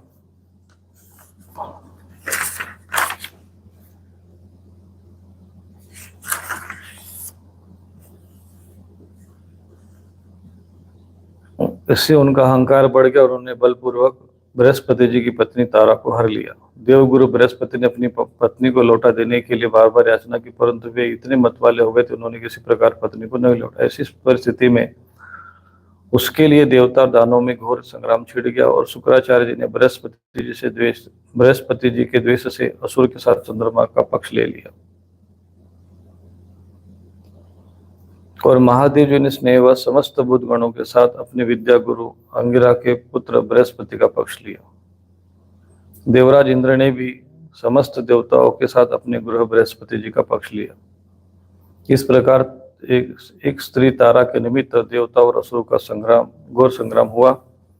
तदनंतर अंगिरा ऋषि ने ब्रह्मा जी के पास जाकर ये युद्ध बंद कराने की प्रार्थना की। इस पर ब्रह्मा जी ने चंद्रमा को बहुत डांटा, फटकारा और तारा को उसके पति बृहस्पति जी के सौंप दिया गया। जब बृहस्पति जी को मालूम हुआ कि तारा तो गर्भवती, तब उन्होंने कहा कि मेरे क्षेत्र में किसी दूसरे का गर्भ है, अभी तो इसे त्याग दे, डर मत, मैं तुझे जलाऊंगा नहीं, क्योंकि एक तो तू स्त्री है, दूसरी मुझे भी संतान की कामना है और देवी होने के नाते तू निर्दोष भी है। अपने पति की बात सुनकर तारा अत्यंत लज्जित हुई। उसने सोने के समान चमकता हुआ एक बालक अपने गर्भ से अलग कर दिया। उस बालक को देखकर बृहस्पति और चंद्रमा दोनों मोहित हो गए और चाहने लगे कि हमें प्राप्त हो जाए। अब वे एक दूसरे को फिर ये मेरा है इस प्रकार से विवाद करने लगे। ऋषियों और देवताओं ने तारा से पूछा किसका पुत्र है, तब तारा ने लज्जावश कोई उत्तर नहीं दिया। बालक ने अपनी माता की झूठी लज्जा से क्रोधित होकर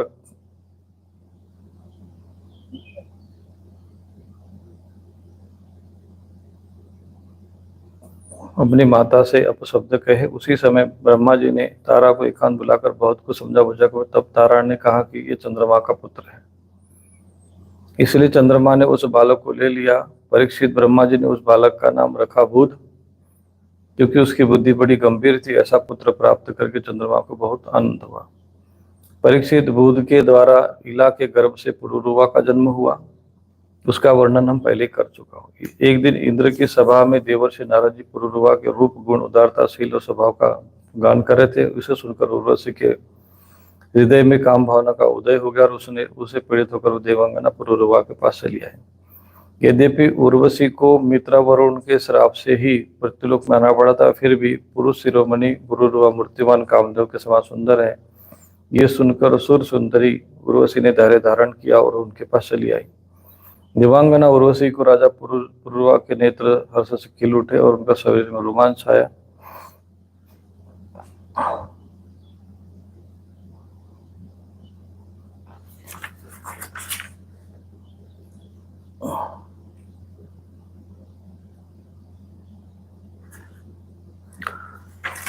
तो राजा पुरुरुवा ने कहा कि सुंदरी, तुम्हारा स्वागत है और मैं तुम्हारी क्या सेवा करूं। तुम मेरे साथ विहार करो, हम दोनों का विवाह अत्यंत काल तक चलता रहे। उर्वशी ने कहा कि राजन, आप सौंदर्य के प्रति मूर्तिमान स्वरूप है,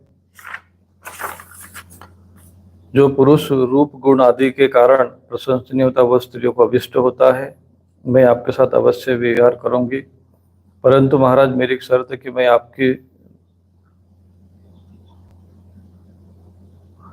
मैं आपको इस धरोहर के रूप में भेड़ के 2 बच्चे सौंप देती हूँ, उनकी रक्षा करना।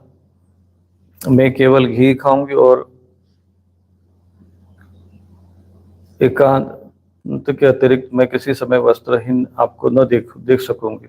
परम मनस्वी पुरुरुवा ने ठीक है ऐसा करके उनके स्वर स्वीकार कर लिया और फिर उर्वशी ने कहा कि तुम्हारा सौंदर्य अद्भुत है।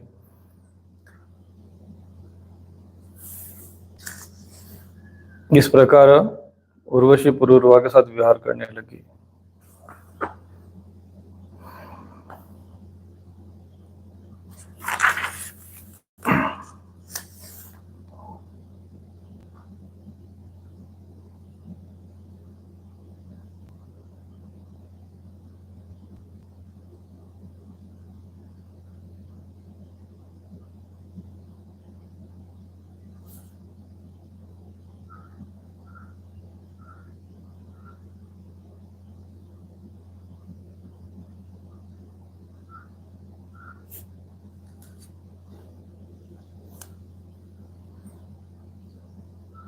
राजा पुरुरुवा ने देखा कि उर्वशी गर्भवती, इसलिए वे अपनी राजधानी में लौटे। 1 वर्ष के बाद वे वहां गए।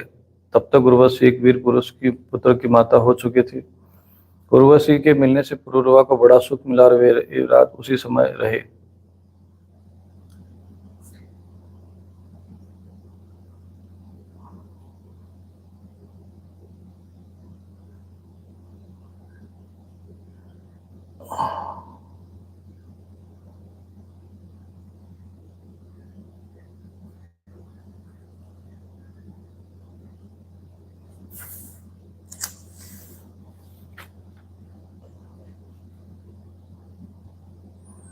परीक्षित, त्रेता के पूर्व सतयुग में एकमात्र प्रणव ही वेद था।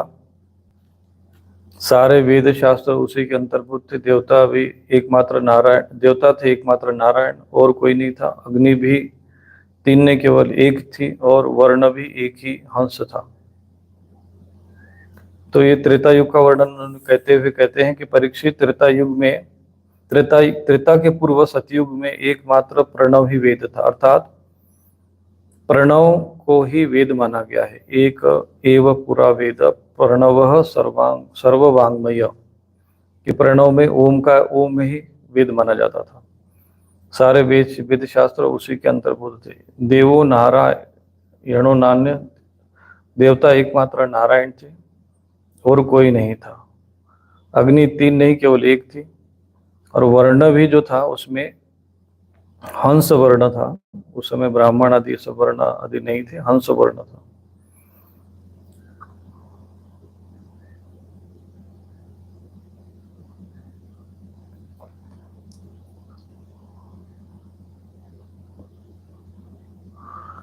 परीक्षित, त्रेता के प्रारंभ में पुरुरुवा से ही वेदत्रयी और अग्नित्रय का प्रारंभ हुआ। इसी पुरुरुवा ने वेदों में 3 वेद पुरुरुवा से प्रारंभ से ही वेदत्रयी यानी वेदों को 3 वेद हो गए और अग्नि भी 3 भागों में विभाजित हुई।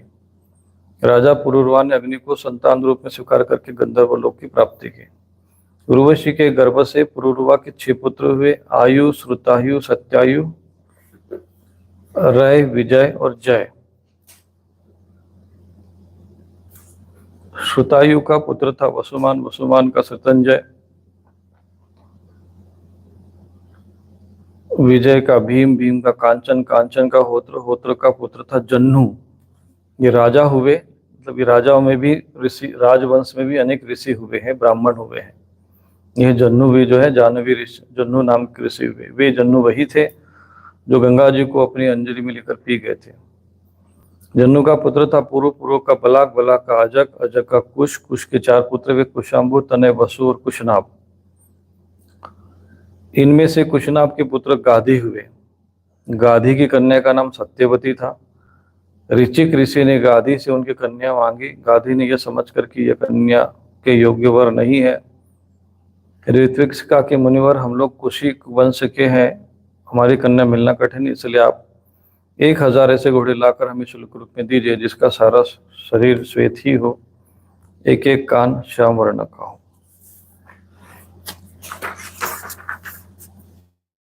तब गाधी ने जब गाधी ने यह बात कही, तब ऋचिक मुनि उनका आशय समझ गए और वरुण के पास जाकर वैसे ही घोड़े ले आए और उन्हें देखकर सुंदरी सत्यवती से विवाह कर लिया। एक बार महर्षि ऋचिक से उनकी पत्नी और साथ दोनों ही पुत्र प्राप्ति के लिए प्रार्थना की। महर्षि ऋचिक ने उनकी प्रार्थना स्वीकार कर दोनों के लिए अलग अलग मंत्रों से चरु पकाया और स्नान करने के लिए चले गए। सत्यवती की माँ ने यह समझकर कि ऋषि ने अपनी पत्नी के लिए श्रेष्ठ चरु पकाया होगा, उससे वह चरु मांग लिया। इस पर सत्यवती ने अपना चरु माँ को दे दिया और माँ का चरु स्वयं खा गई। जब ऋचिक मुनि को यह बात पता चला, तब उन्होंने अपनी पत्नी सत्यवती से कहा कि तुमने बड़ा अनर्थ कर डाला है। अब तुम्हारा पुत्र तो लोगों को दंड देने वाला घोर प्रकृति का होगा और तुम्हारा भाई एक श्रेष्ठ ब्रह्मवेत्ता। सत्यवती ने ऋचिक मुनि को प्रसन्न किया, प्रार्थना की, स्वामी ऐसा नहीं होना चाहिए। तब उन्होंने कहा कि अच्छी बात है, पुत्र के बदले तुम्हारा पौत्र वैसा होगा। समय पर सत्यवती के गर्भ से जमदग्नि का जन्म हुआ और सत्यवती समस्त लोगों को पवित्र करने वाली परम पुण्य में कौशी की नदी बन गई। और रेणु ऋषि की कन्या का नाम कन्या थी रेणुका। जमदग्नि ने उनका पाणी ग्रहण किया। रेणुका के गर्भ से जमदग्नि ऋषि के वसुमान आदि कई पुत्र हुए। उनमें सबसे छोटे पुत्र परशुराम जी थे। उनका यह सारे संसार में प्रसिद्ध है। कहते हैं हैहय वंश का अंत करने के लिए स्वयं भगवान ने ही परशुराम जी के रूप में अंश अवतार ग्रहण किया था। उन्होंने इस पृथ्वी को 21 बार क्षत्रियहीन कर दिया। यद्यपि क्षत्रियों ने उनका थोड़ा सा ही अपराध किया था, फिर भी वे लोग बड़े दुष्ट, ब्राह्मणों के अभक्त, रजोगुणी और विशेष रूप से तमोगुणी हो रहे थे। यही कारण था कि वे पृथ्वी के भार हो गए थे और इसी के फलस्वरूप भगवान परशुराम जी उनका नाश करके पृथ्वी का भार उतार दिया। राजा परीक्षित ने पूछा कि भगवान अवश्य ही उस समय क्षत्रिय विषय लोलुप हो गए थे, परंतु उन्होंने परशुराम जी का ऐसा कौन सा अपराध किया जिसके कारण उन्होंने बार बार क्षत्रियों के वंश का संहार किया। श्री सुखदेव जी कहते हैं कि उन दिनों हैहय वंश का अधिपति था अर्जुन। वह एक क्षत्रिय था। उसने अनेक प्रकार की सेवा आदि करके भगवान नारायण के अंशावतार दत्तात्रेय जी को प्रसन्न कर लिया और उनसे 1000 भुजाएं और कोई भी शत्रु युद्ध में पराजित न कर सके, यह वरदान प्राप्त कर लिया। साथ ही इंद्रियों का अबाध बल, अतुल संपत्ति, तेजस्वीता, वीरता, कीर्ति और शारीरिक बल भी उसने उनकी कृपा से प्राप्त कर लिया और वह योगेश्वर हो गया था। उसमें ऐसा ऐश्वर्य था कि वह सूक्ष्म से सूक्ष्म, स्थूल से स्थूल रूप धारण कर लेता। सभी सिद्धियां उसे प्राप्त थी। वह संसार में वायु की तरह सब जगह बेरोक टोक विचरा करता था। एक बार गले में वैजयंती माला पहने सहस्त्र बाहु अर्जुन बहुत सी सुंदरी स्त्रियों के साथ नर्मदा नदी के जल में विहार कर रहा था। उस समय मदोन्मत्त सहस्त्रबाहु की अपनी बाहों से नदी का प्रवाह वेग रोक दिया। दशमुख रावण का शिविर भी वही कहीं पास में था। नदी की धारा उल्टी बहने लगी, जिससे उसका शिविर डूबने लगा। रावण अपने को बहुत बड़ा वीर तो मानता ही था, इसलिए उसने सहस्त्र भाव का पराक्रम उसे सहन नहीं हुआ। जब रावण और सहस्त्रबाहु के पास जाकर भला बुरा कहने लगा, तब उसने स्त्रियों के सामने ही खेल खेल में रावण को पकड़ लिया और अपनी राजधानी महिष्मति में ले जाकर बंदर के समान कैद कर लिया।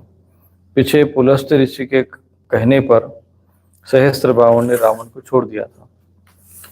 एक दिन सहस्त्रबाहु अर्जुन शिकार खेलने के लिए बड़े घोर जंगल में निकल गया। दैववश वो जमदग्नि मुनि के आश्रम पर जा पहुंचा। परम तपस्वी जमदग्नि मुनि के आश्रम में कामधेनु रहती थी। उनके प्रताप से सेना, मंत्री और वाहनों के साथ है अधिपति का स्वागत सत्कार किया गया। वीर है अधिपति ने देखा कि जमदग्नि मुनि का ऐश्वर्य तो मुझसे भी बड़ा चढ़ा है, इसलिए उन्होंने उनके स्वागत सत्कार को कुछ ज्यादा आदर न देकर कामधेनु को ही लेना चाहा। उसने अभिमानवश जमदग्नि मुनि से मांगा भी नहीं, अपने सेवकों को आज्ञा दी कि कामधेनु को छीन कर ले चलो। उसकी आज्ञा से उनके सेवक उस कामधेनु को बलपूर्वक महिष्मतिपुरी ले गए। जब वे सब चले गए, तब परशुराम जी आश्रम पर आए और उसकी दुष्टता का वृतांत सुनकर चोट खाए सांप की तरह क्रोध से तिलमिला उठे। वे अपना भयंकर फरसा लेकर, तरकस, ढाल और धनुष लेकर बड़े वेग से उसके पीछे दौड़े, जैसे किसी से दबने वाला सिंह हाथी पर टूट पड़ता है। सहस्त्रबाहु अर्जुन अभी अपने नगर में प्रवेश कर ही रहा था कि उसने देखा कि परशुराम जी महाराज बड़े वेग से उसी ओर झपटे आ रहे हैं। उनकी बड़ी विलक्षण झांकी थी। वे हाथ में धनुष बाण और फरसा लिए हुए थे। शरीर पर काला मृग चर्म धारण किए हुए थे। उनके जटाएं सूर्य की किरणों के समान चमक रहे थे। उन्हें देखते ही उसने गदा, खड्ग, बाण, शक्ति आदि आयुष से सुसज्जित एवं हाथी, घोड़े और रथ आदि से युक्त अत्यंत भयंकर 17 अक्षौहिणी सेना भेजी। 17 अक्षौहिणी सेना अर्थात ये जो 18 अक्षौहिणी सेना तो उसमें कुरुक्षेत्र के युद्ध में थी, तो 17 अक्षौहिणी लगभग उतनी ही सेना परशुराम जी को, कौरव पांडवों की दोनों को सेना मिला दिया जाए तो जितनी सेना हो जाएगी उतनी सेना उनको मारने के लिए भेजी। भगवान परशुराम जी ने बात ही बात में अकेले ही उन सारी सेना को नष्ट कर दिया। भगवान परशुराम जी की गति मन और वायु के समान थी। बस वे शत्रु की सेना काटते ही जा रहे थे। जहां जहां वे अपने फरसे का प्रहार करते, वहां सारथी और वाहनों के साथ बड़े बड़े वीरों की बाहें, जांघें और कंधे कट कट कर पृथ्वी पर गिरते जाते थे। है अधिपति अर्जुन देखा कि मेरी सेना के सैनिक, उसके धनुष, ध्वजाएं, ढाल भगवान परशुराम के फरसे बाण से कट कट कर रणभूमि में गिर रहे थे। उन्हें बड़ा क्रोध हुआ और वे स्वयं युद्ध करने के लिए आ गया। उसने एक साथ ही अपने 1000 भुजाओं से 500 धनुषों पर बाण चढ़ाए और परशुराम जी पर छोड़े, पर तो परशुराम जी तो समस्त शस्त्रधारियों के शिरोमणि, उन्होंने अपने धनुष पर छोड़े बाणों में से ही एक साथ सबको काट डाला।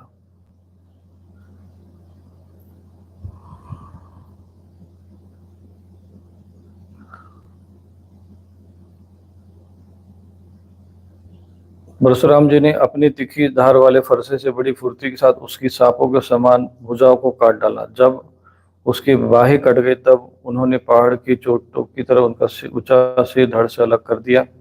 पिता के मर जाने पर उसके 10,000 लड़के डरकर भाग गए। परीक्षित विपक्षी वीरों के नाशक परशुराम जी ने बछड़े के समान कामधेनु लौटा ली। बहुत ही दुखी हो रही थी। उन्होंने उसे अपने आश्रम पर लाकर पिताजी को सौंप दिया और महिष्मति में सहस्त्रबाहु ने और उन्होंने जो कुछ किया था वो सब पिताजी भाई को कह सुना। ये सुनकर जमदग्नि मुनि ने कहा कि परशुराम, तूने बड़ा पाप किया। तुम बड़े वीर हो, परंतु सर्वदेवमय नरदेव का तुमने व्यर्थ ही वध किया। बेटा, हम लोग ब्राह्मण हैं, हम क्षमा के प्रभाव से हम संसार में पूजनीय हुए हैं, और तो क्या ब्रह्मा जी भी क्षमा के बल से ही ब्रह्मपद को प्राप्त हुए हैं। ब्राह्मणों की शोभा क्षमा के द्वारा ही सूर्य की प्रभा के समान चमक उठती है। सर्वशक्तिमान भगवान श्री हरि भी क्षमावानों पर शीघ्र प्रसन्न होते हैं।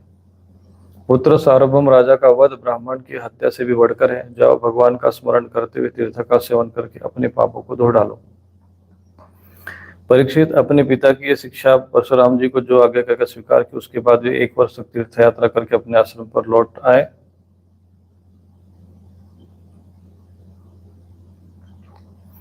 एक दिन की बात है, परशुराम जी की माता रेणुका गंगा तट पर गई हुई थी। वहां उन्होंने देखा कि गंधर्वराज चित्ररथ कमलों की माला पहने अप्सराओं के साथ विहार कर रहा है।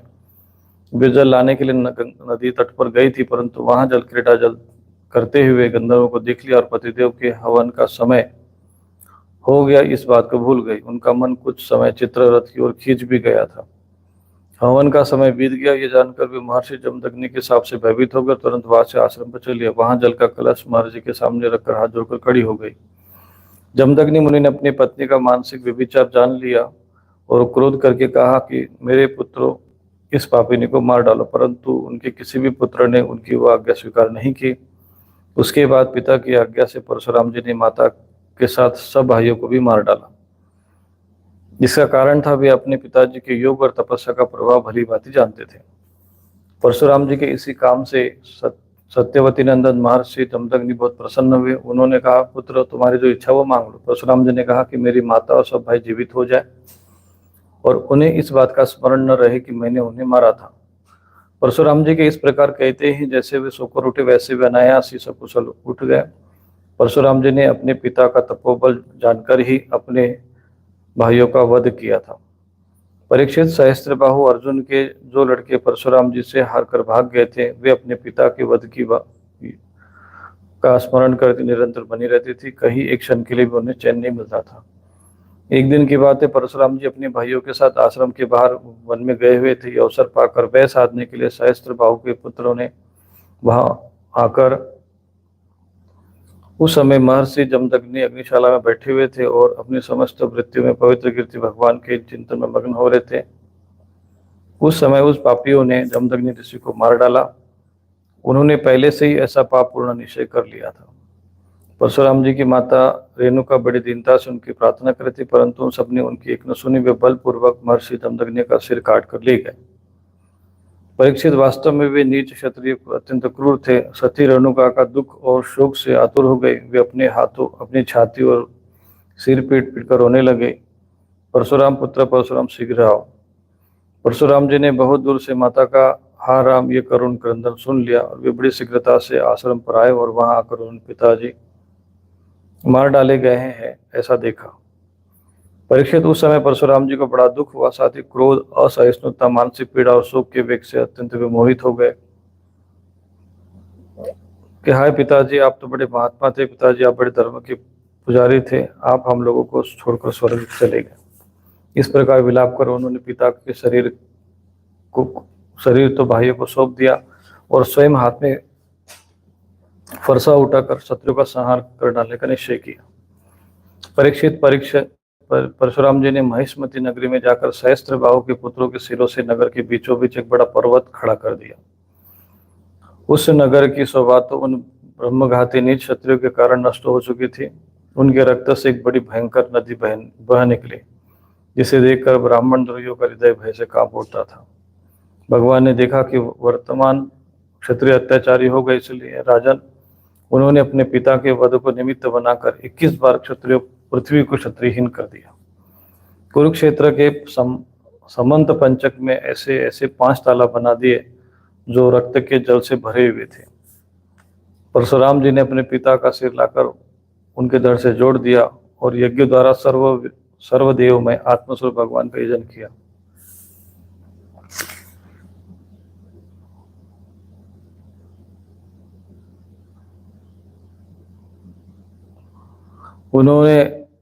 यज्ञ में उन्होंने पूर्व दिशा होता को, दक्षिण दिशा ब्रह्मा को, पश्चिम दिशा अध्वर्यु को, उत्तर दिशा सामगान करने वाले उद्गाता को दी। इस प्रकार अग्नि को नादि विदिशाएं ऋत्विजों को दी, कश्यप जी को मध्य भूमि दी, उपदृष्टा को आर्यावर दिया और दूसरे सदस्यों को अन्य दिशा प्रदान किए।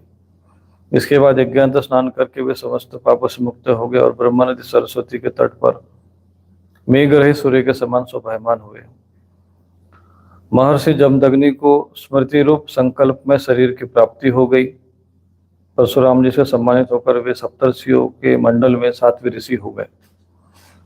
परीक्षित, कमल लोचन जमदग्नि नंदन भगवान परशुराम आगामी मनवंतर में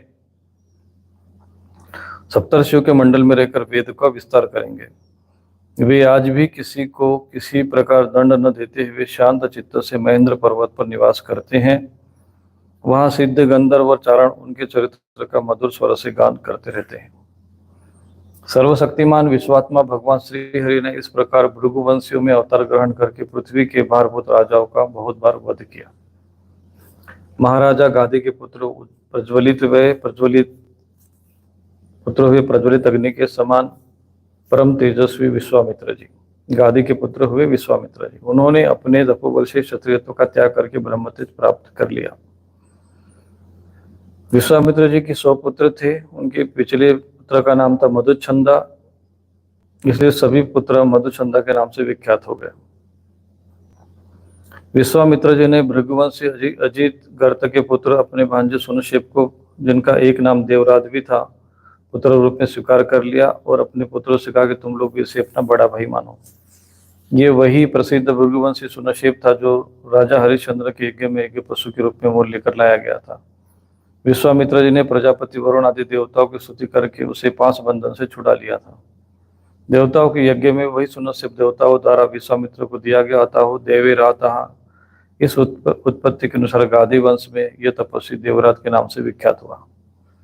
विश्वामित्र जी के पुत्र में जो सबसे बड़े थे उन्हें सुनशेप को बड़ा भाई मानने की बात अच्छी नहीं लगी। इस पर विश्वामित्र जी ने क्रोधित होकर उन्हें श्राप दिया कि दुष्टो तब तुम सब म्लेच्छ हो जाओ। तो यही सब विश्वामित्र जी के जो पुत्र हुए वो सब म्लेच्छ हो गए। इस प्रकार जब 49 भाई म्लेच्छ हो गए तब विश्वामित्र जी ने पिछले पुत्र मधुच्छंदा से अपने छोटे भाई 50 भाइयों के साथ कहा, पिताजी आप हम लोगों को जो आज्ञा करते हैं उसका पालन करने के लिए तैयार हैं। इस प्रकार मधुच्छंदा ने मंत्रदिष्टा सुनशेप को बड़ा भाई स्वीकार कर लिया और कहा कि हम सब तुम्हारे छोटे भाई है। तब विश्वामित्र ने अपने इस आज्ञाकारी पुत्र से तुम लोग मेरी बात मानकर मेरे सम्मान की रक्षा की है, इसलिए तुम लोगों जैसे सुपुत्र प्राप्त करके मैं धन्य हो गया। मैं तुम्हें आशीर्वाद देता हूँ कि तुम्हें भी सुपुत्र प्राप्त होंगे। यह देवराज सुनशेप भी तुम्हारे ही गोत्र का ही है, इसलिए तुम लोग इसके आज्ञा में रहना। परीक्षित, विश्वामित्र जी के अष्टक, हारित, जय और कृतमान आदि भी पुत्र थे। इस प्रकार विश्वामित्र जी की संतानों से कौशिक गोत्र में कई भेद हो गए और देवराज को बड़ा भी मानने कारण उनका प्रवर ही दूसरा हो गया। श्री सुखदेव जी कहते हैं, परीक्षित राजेंद्र पूर्व का एक पुत्र आयु, उसके 5 लड़के हुए, नहुष, क्षत्रवृद्ध, रजी, शक्तिशाली रंभ और अनेना। अब क्षत्रवृद्ध का वंश सुनो। क्षत्रवृद्ध के पुत्र वे सुहोत्र, सुहोत्र के 3 पुत्र वे काश्य, कुश और गृत्समद।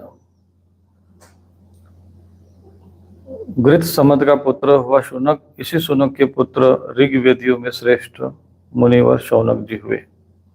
तो क्षत्रियों में भी जो ऐसे जो ऋषि कर्म को, ब्राह्मण कर्म को स्वीकार करते थे वो ऋषि भी होते थे। तो इसलिए उनके पुत्र सुनक हुए। सुनक के पुत्र ही शौनक जी हुए, जिनको सूत जी ने समस्त ऋषियों के साथ कथा सुनाई। ये श्रीमद् भागवत महापुराण का यहाँ पर वर्णन आ रहा, वही शौनक जी है। तो शौनक जी जो है ये क्षत्रिय वंश में उत्पन्न हुए, परंतु ये ब्राह्मण हो गए। काश्य का पुत्र काशी, काशी का राष्ट्र का दीर्घतमा, दीर्घतमा के धन्वंतरी हुए। यही आयुर्वेद के प्रवर्तक है। ये यज्ञ भाग के भोक्ता और भगवान वासुदेव के अंश हैं। इनके स्मरण मात्र से ही सब प्रकार के रोग दूर हो जाते हैं। धन्वंतरी का पुत्र हुआ केतुमान, केतुमान का भीमरथ, भीमरथ का दिवोदास, दिवोदास का द्युमान, जिनका एक नाम प्रवर्तन हुआ।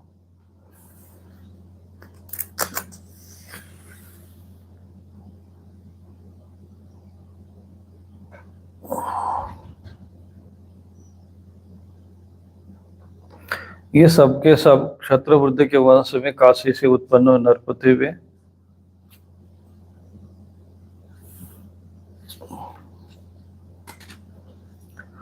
उनसे गंभीर और गंभीर से अक्रिय का जन्म हुआ। अक्रिय की पत्नी से ब्राह्मण वंश चला। अब अनेना का वंश सुनो।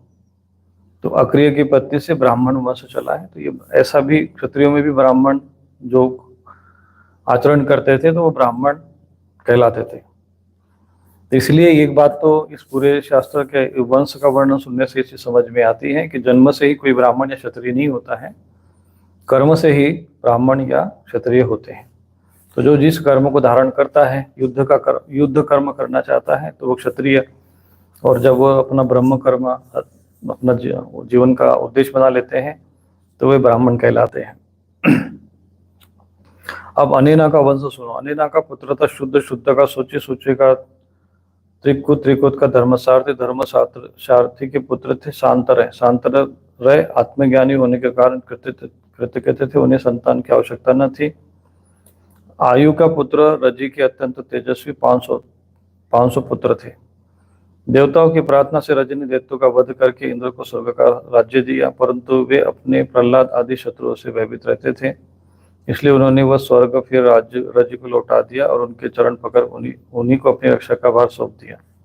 जब रजि की मृत्यु हो गई तब इंद्र के मांगने पर भी रजि के पुत्रों ने स्वर्ग को लौटाया और वे स्वयं ही यज्ञों का भाग ग्रहण करने लगे। जब गुरु बृहस्पति ने इंद्र की प्रार्थना से अभिचार विधि से हवन किया, इससे वे धर्म के मार्ग से भ्रष्ट हो गए, तब इंद्र ने अनायास ही उन सभी रजि के पुत्रों को मार डाला। उनमें से कोई भी न बचा। क्षत्रवृद्ध के पौत्र कुश के प्रति से संजय, संजय से जय का जन्मा, जय से कृत। अब क्षत्रवृद्ध की परंपरा में इतने नरपुत्र हुए। अब नहुष वंश का वर्णन सुनो। श्री सुखदेव जी कहते हैं कि परीक्षित, जैसे शरीरधारियों की 6 इंद्रियां होती हैं, वैसे ही नहुष के 6 पुत्र थे। उनके नाम थे याति, ययाति, संयाति, आयति, वियति और कृति। नहुष अपने बड़े पुत्र यति को राज्य देना चाहते थे, परंतु उसने स्वीकार नहीं किया। वो राज्य पाने का परिणाम जानता था। राज्य एक ऐसी वस्तु है जो उसके दावपेच और प्रबंध आदि में भीतर प्रवेश कर जाता है, वह अपने आत्मस्वरूप को नहीं समझ सकता। जब इंद्र पत्नी सची से सहवास करने की चेष्टा करने के कारण नहुष को ब्राह्मणों ने इंद्रपद से गिरा दिया और अजगर बना दिया, तब राजा के पद पर ययाति बैठे।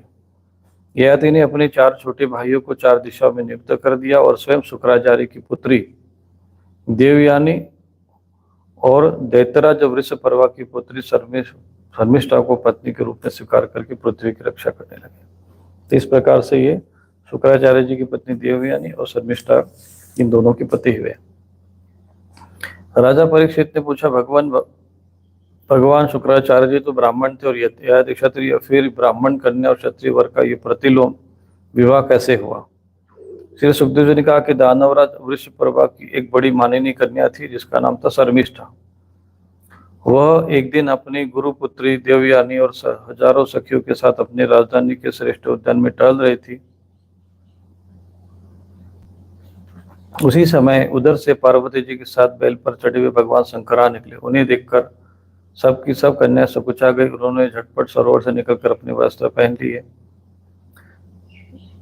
वो उसमें जल क्रीड़ा कर रहे थे, उस समय का वर्णन है ये। शीघ्रता के कारण शर्मिष्ठा ने अनजान में देवयानी के वस्त्र को अपना समझकर पहन लिया। इस पर देवयानी क्रोध के मारे आग बबूला हो गई। कहा को इस दासी ने कितना अनुचित काम कर डाला। जिन ब्राह्मणों ने अपने तपोबल से इस संसार की सृष्टि की, जो परम पुरुष परमात्मा का मुख है, जो अपने हृदय में निरंतर ज्योतिर्मय परमात्मा को धारण किए रहते और जिन्होंने संपूर्ण प्राणियों के कल्याण के लिए वैदिक मार्ग का निर्देश किया, बड़े बड़े लोकपाल और देवराज इंद्र आदि जिनके चरणों की कमला करते हैं, उन्हीं ब्राह्मणों में हम सर्वश्रेष्ठ भृगुवंशी है और इसका पिता प्रथम तो असुर है और फिर हमारा शिष्य। इस पर भी इस दुष्टा ने हमारे कपड़े पहन लिए। जब देवयानी इस प्रकार अपशब्द कह रही थी, तब शर्मिष्ठा क्रोध से तिलमिला गई और शर्मिष्ठा ने अपशब्द कहकर गुरुपुत्री देवयानी का तिरस्कार किया और क्रोधवश उसके वस्त्र छीनकर उसे कुएं में ढकेल दिया। शर्मिष्ठा के चले जाने पर संयोगवश शिकार खेलते हुए राजा ययाति उधर से आ निकले। उन्हें जल की आवश्यकता थी, इसलिए कुएं में पड़ी हुई देवयानी को उन्होंने देख लिया। उस समय वो वस्त्रहीन थी। उन्होंने उसे अपने वस्त्र दिए और दया करके उसे अपना हाथ पकड़कर उसे बाहर निकाला। देवयानी ने वीर ययाति से कहा कि हे राजन, आज आपने मेरा हाथ पकड़ा है। अब जब आपने मेरा हाथ पकड़ लिया है तो तब कोई दूसरा इसे न पकड़े। कुएं में गिर जाने का मुझे जो आपका अचानक दर्शन हुआ है, वह भगवान का ही किया हुआ संबंध समझना चाहिए। इसमें हम लोगों की या और किसी और मनुष्य की चेष्टा नहीं है।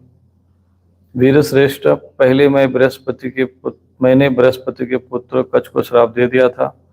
इस पर उसने भी मुझे श्राप दिया था। इसी कारण ब्राह्मण मेरा पाणी ग्रहण नहीं कर सकता। ययाति को शास्त्र प्रतिकूल होने के कारण यह संबंध अभिष्ट तो न था, परंतु उन्होंने देखा कि प्रारब्ध ने स्वयं ही मुझे ये उपहार दिया है और मेरा मन भी उसकी ओर खींच रहा है, इसलिए उन्होंने ययाति ने उसकी बात मान ली। वीर राजा ययाति जब चले गए तब देवयानी रोती पीटती हुई अपने पिता शुक्राचार्य जी के पास पहुंची और शर्मिष्ठा ने जो कुछ किया उसे सुनाया।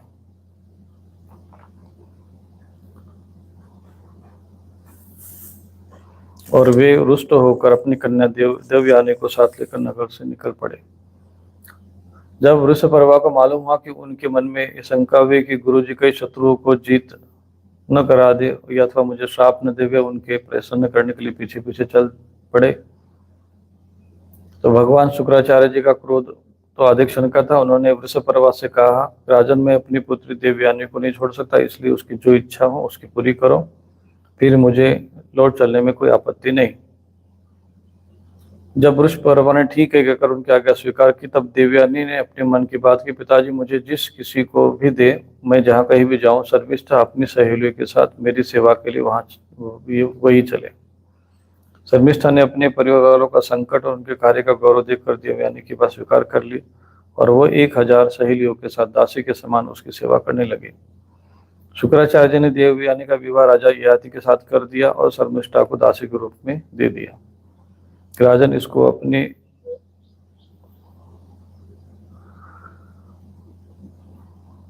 कुछ ही दिनों के बाद देवयानी पुत्र हो गई। उसको पुत्रवती देखकर एक दिन शर्मिष्ठा ने भी ऋतुकाल में देवयानी के पति ययाति से एकांत में सहवास की याचना की। शर्मिष्ठा के पुत्र की प्रार्थना धर्म संगत है, यह देखकर राजा ययाति ने शुक्राचार्य की बात का स्मरण रहने पर भी निश्चय किया कि समय पर प्रारब्ध के अनुसार जो होगा वो देखा जाएगा। देवयानी के 2 पुत्र हुए, यदु और तुर्वसु, और वृषपर्वा की पुत्री शर्मिष्ठा के 3 पुत्र हुए, दुरुहु, अनु और पुरु। जब मानिनी देवयानी को यह पता चला कि शर्मिष्ठा को भी मेरे पति के द्वारा गर्भ रहा था, तब क्रोध से बेसुध होकर अपने पिता के घर चली गई।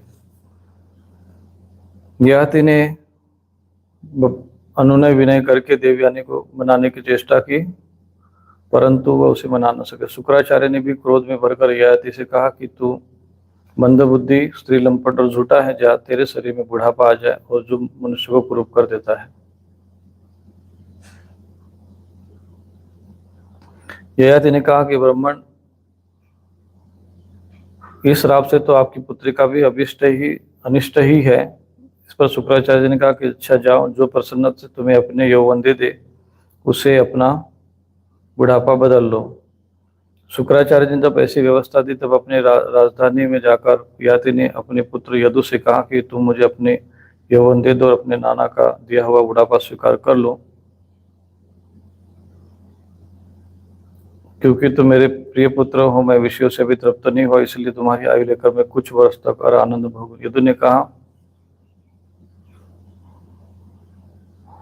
यदु ने इसी उनका विचार जो है अस्वीकार कर दिया। परीक्षित, इसी प्रकार तुर्वसु, दुर्हु और उन्होंने भी पिता की आज्ञा अस्वीकार कर दी। सच पूछो तो उन पुत्रों को धर्म तत्व का ज्ञान नहीं था, वे इस अनित्य शरीर को नित्य मान बैठे थे। तब ययाति ने अवस्था में सबसे छोटे किंतु गुणों में सबसे बड़े पुत्र पुरु को पूछा कि पुत्र, अपने भाइयों के समान तुम्हें जो मेरी बात नहीं टालनी चाहिए। पुरु ने कहा कि पिताजी, आपकी कृपा से मनुष्य को पिता की कृपा से मनुष्य को परम पद की प्राप्ति हो सकती है। वास्तव में पुत्र का शरीर पिता का ही तो दिया हुआ है। ऐसी अवस्था में सकुन जो संसार में पिता के उपकारों का प्रतिकार कर सके। उत्तम पुत्र तो वह है जो अपने पिता के मन की बात बिना कहे ही कर दे। कहने पर श्रद्धा के साथ आज्ञा पालन करने वाले पुत्र को मध्यम कहते हैं। जो आज्ञा प्राप्त होने पर भी अश्रद्धा से उनका पालन न करे वह पुत्र है, और जो किसी प्रकार भी पिता की आज्ञा का पालन नहीं करता उसे तो पुत्र कहना ही भूल है। परीक्षित, इस प्रकार करके पुरु ने बड़े आनंद से अपने पिता का बुढ़ापा स्वीकार कर लिया। राजा ययाति भी अपनी यौवन लेकर पूर्वोक्त विषयों का सेवन करते रहे।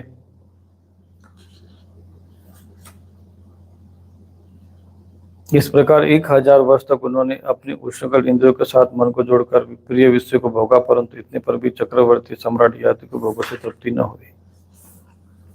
श्री सुखदेव जी कहते, परीक्षित, जब राजा ययाति इस प्रकार स्त्री के वश में होकर विषयों का सेवन उपयोग करते रहे, एक दिन जब अपने अधपतन की दृष्टि पड़ी तो उन्होंने वैराग्य, उन्होंने अपनी प्रिय पत्नी देवयानी को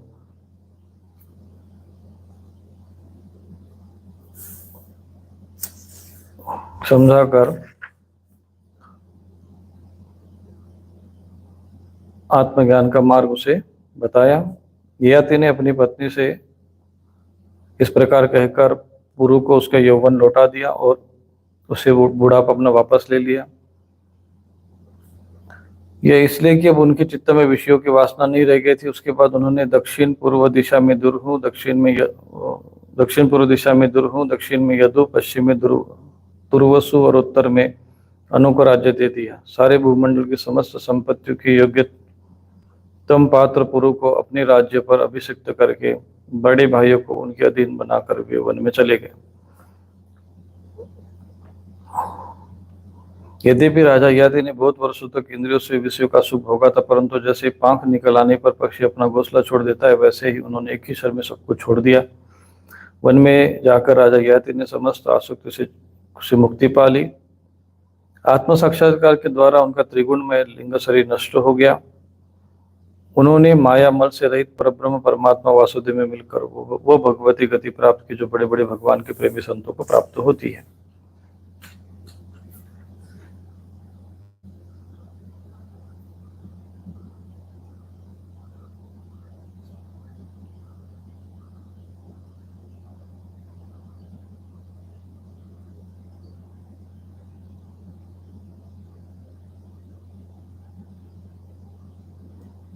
देवया ने भी भगवान में अपना मन लगाकर लिंग शरीर का परित्याग कर भगवान को प्राप्त हो गए। परीक्षित, अब राजा पुरु के वंश का वर्णन सुनो। इसी वंश में तुम्हारा जन्म हुआ है। इसी वंश के वंशधर बहुत से राजर्षि ब्रह्मर्षि हुए। पुरु का पुत्र जन्मेजय, जन्मेजय का प्रचिनवान,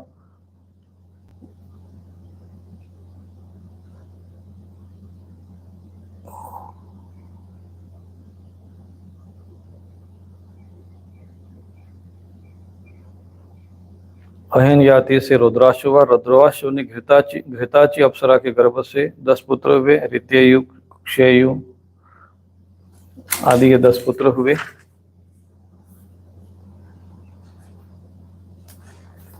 परीक्षित, उनमें से ऋत्ययु का पुत्र रंतिभार हुआ। रंतिभार के 3 पुत्र वे सुमति, ध्रुव और अप्रतिरथ। अप्रतिरथ के पुत्र का नाम कण्व था। कण्व का पुत्र मेधातिथि हुआ। इसी मेधातिथि से परस्कण्व आदि ब्राह्मण उत्पन्न हुए। सुमति का पुत्र रवि। इस प्रकार से ये कई ब्राह्मण जो है, जैसे कण्व ऋषि, मेधातिथि आदि, ये अप्रतिरथ के पुत्र होने के क्षत्रिय होकर भी ये ब्राह्मण कर्म में, ऐसे जो ब्राह्मण कर्म इन्होंने किया तो ये ब्राह्मण के रूप में कहलाए। मेधातिथि जिन्होंने दुर्गा सप्तशती राजा सूरत को सुनाई थी।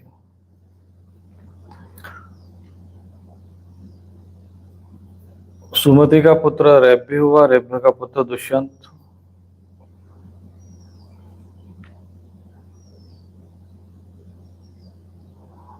और यही दुष्यंत का जिसका वर्णन है, रैभ्य का पुत्र दुष्यंत था। एक बार दुष्यंत वन में अपने सैनिकों के साथ शिकार करने के लिए गए थे। उधर से ही वे कण्व मुनि के आश्रम पर जा पहुंचे।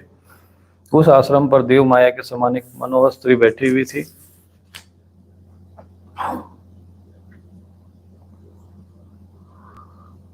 तो इस प्रकार से पूर्ववंशियों जो ये सुंदरी में, उन्होंने फिर उनसे चर्चा की और कमल दल के समान सुंदर नेत्र वाली देवी तुम कौन हो, किसकी पुत्री हो? तो शकुंतला ने कहा कि आपका कहना, मैं विश्वामित्र जी की पुत्री हूँ और मेनका अप्सरा ने मुझे वन में छोड़ दिया था। इस बात के साक्षी है मेरा पालन पोषण करने वाले महर्षि कण्व। हे वीर शिरोमणि, मैं आपकी क्या सेवा करूं? तो इस प्रकार से विश्वामित्र की पुत्री शकुंतला का यहाँ पर वर्णन आता है। दुष्यंत ने कहा कि सुंदरी, तुम कुशिक वंश में उत्पन्न हुई, इसलिए इस प्रकार का आतिथ्य सत्कार तुम्हारे योग्य ही है, क्योंकि राजकन्या स्वयं ही अपने योग्य पति को वरण कर लिया करती है। शकुंतला की स्वीकृति मिल जाने पर देश, काल और शास्त्र की आज्ञा को जानने वाले राजा दुष्यंत ने गांधर्व विधि से धर्मानुसार उनके साथ विवाह कर लिया। और एक रात्रि वहां रहकर दुष्यंत ने शकुंतला का सहवास किया और दूसरे दिन वे अपनी राजधानी में चले गए। समय आने पर शकुंतला को एक पुत्र हुआ। महर्षि कर्मणि वन में ही राजकुमार की जात कर्म आदि संस्कार विधि पूर्वक संपन्न किए वह बालक बचपन में इतना बलवान था कि बड़े बड़े सिंहों को बलपूर्वक बांध लेता और उनसे खेला करता। यह बालक भगवान का अंशांश अवतार था। उसका बल विक्रम अपरिमित था। उसे अपने साथ लेकर रमणी रत्न शकुंतला अपने पति के पास गई। जब राजा दुष्यंत ने अपनी निर्दोष पत्नी पुत्रों को स्वीकार नहीं किया, तब जिनका वक्ता नहीं दिख रहा था और जिन सब लोगों से ऐसी आकाशवाणी हुई, पुत्र उत्पन्न करने में माता तो केवल थूकने के समान है, वास्तव में पुत्र पिता का ही है, क्योंकि पिता ही पुत्र के रूप में उत्पन्न। इसलिए दुष्यंत, तुम शकुंतला का तिरस्कार न करो, अपने पुत्र का भरण पोषण करो। राजन, वंश की वृद्धि करने वाला पुत्र अपने पिता को नरक से उबार लेता है। शकुंतला का कहना बिल्कुल ठीक है, इस गर्भ को धारण करने वाले तुम ही हो।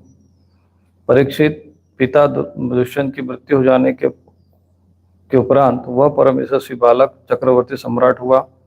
उसका जन्म भगवान के अंश से हुआ था। आज भी पृथ्वी पर उसकी महिमा का गान किया जाता है।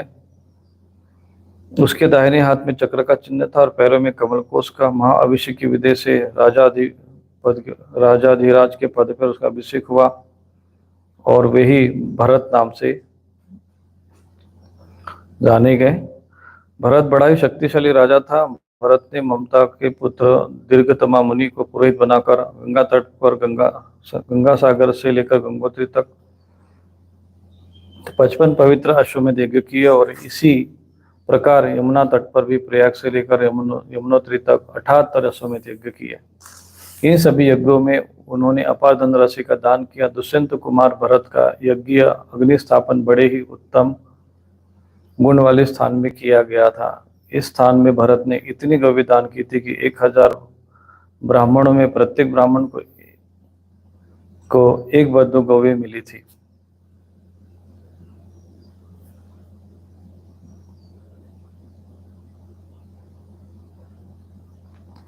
इस यज्ञ के द्वारा इस लोक में तो राजा भरत को परम यश मिला ही, अंत में उन्होंने माया पर विजय प्राप्त कर लिया और देवताओं के परम गुरु भगवान श्री हरि को प्राप्त कर लिया।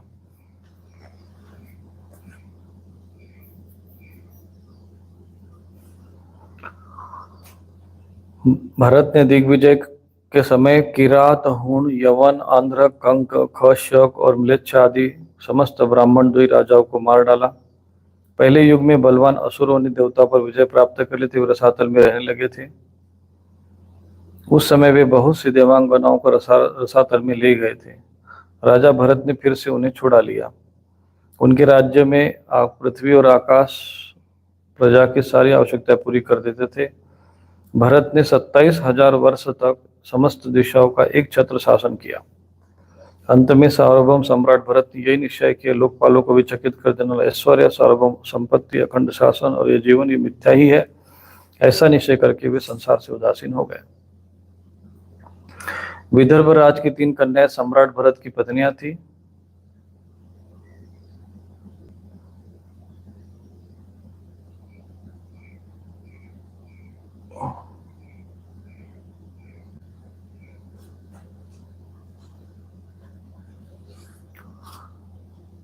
सम्राट भरत का वंश वितत अथवा विच्छिन्न होने लगा।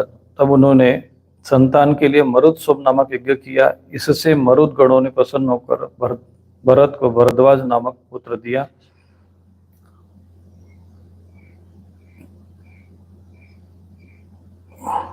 अब मरुद गणों ने उनका पालन किया और राजा भरत का वंश यही भरत का दत्तक पुत्र हुआ। भरत वंश का वर्णन रंती देवी कथा। वितत अतः भरद्वाज का पुत्र हुआ मन्यु। मन्यु के 5 पुत्र वे बृहद, क्षत्र, जय, महावीर्य, गर्ग। नरक का पुत्र हुआ संकृति।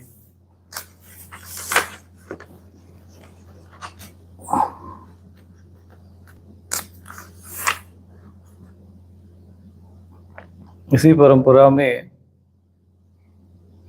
रंती देव का वर्णन आता है। वे भी भगवान के परम भक्त हुए हैं।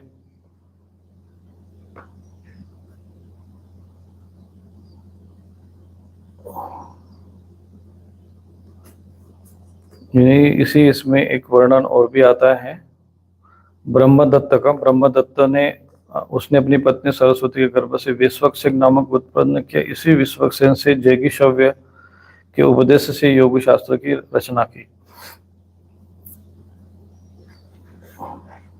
विश्वक्सेन ने योग शास्त्र की रचना की हुई है।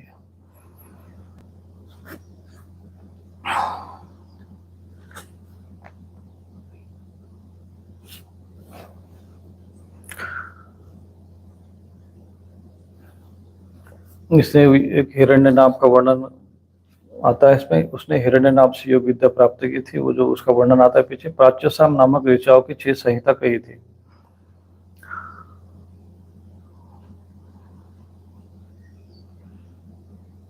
धर्मा भर्गाश्व के 5 पुत्र थे, मुद्गल, यवनीर, बहदिशु, काम्पिल्य और संजय। भरमेश्वर ने कहा कि मेरे 5 पुत्र 5 दोषों का सामना करने में समर्थ है, इसलिए ये पंचाल नाम से प्रसिद्ध हुए। इनमें मुद्गल से मौदगिल नामक ब्राह्मण गोत्र की प्रवृत्ति हुई। यही इनके उसमें पंचाल नामक देश हुए हैं। मुद्गल से यमज संतान हुई। उनके पुत्र का नाम देवोदास, देवोदास का अहल्या, अहल्या का विवाह महर्षि गौतम के साथ हुआ। गौतम के पुत्र सतानंद हुए। सतानंद का पुत्र सत्यधृति वह धनुर्विद्या में अत्यंत निपुण था। तो यही सब इनके वर्णन आता है। ये क्षत्रिय वंश में भी कई ब्राह्मण, जैसे ब्राह्मणों का वर्णन भी आता है, ब्राह्मण गोत्र ब्राह्मण वंश का भी इसमें वर्णन आता है।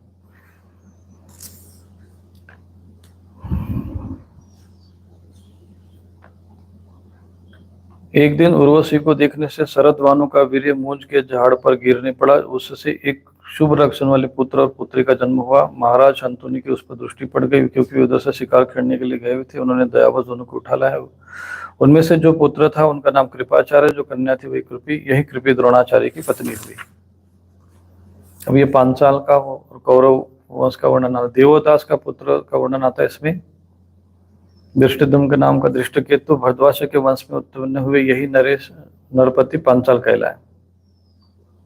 देवोदास का पुत्र मित्रेय, मित्रेय के 4 पुत्र हुए। च्यवन, च्यवन का सुदास, सहदेव, सोमक, सोमक के 100 पुत्र थे। उनसे सबसे बड़ा जंतु, सबसे बड़ा पृषद, उससे छोटा पृषद, पृषद के द्रुपद, द्रुपद की द्रौपदी नामक पुत्री, दृष्टद्युम्न नामक पुत्र हुए। दृष्टद्युम्न का पुत्र दृष्टकेतु धर्माश्व के वंश में उत्पन्न, यही नरपति पंचाल कहलाए।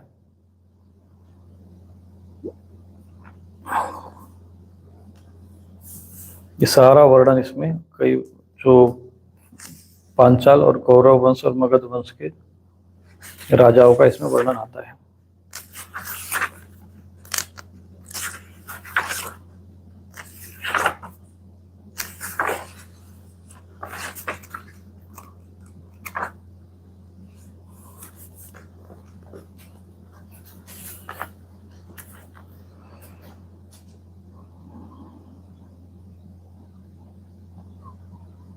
बृहद्रथ की दूसरी पत्नी के गर्भ से एक शरीर के 2 टुकड़े उत्पन्न हुए। उन्हें माता ने बाहर फेंकवा दिया।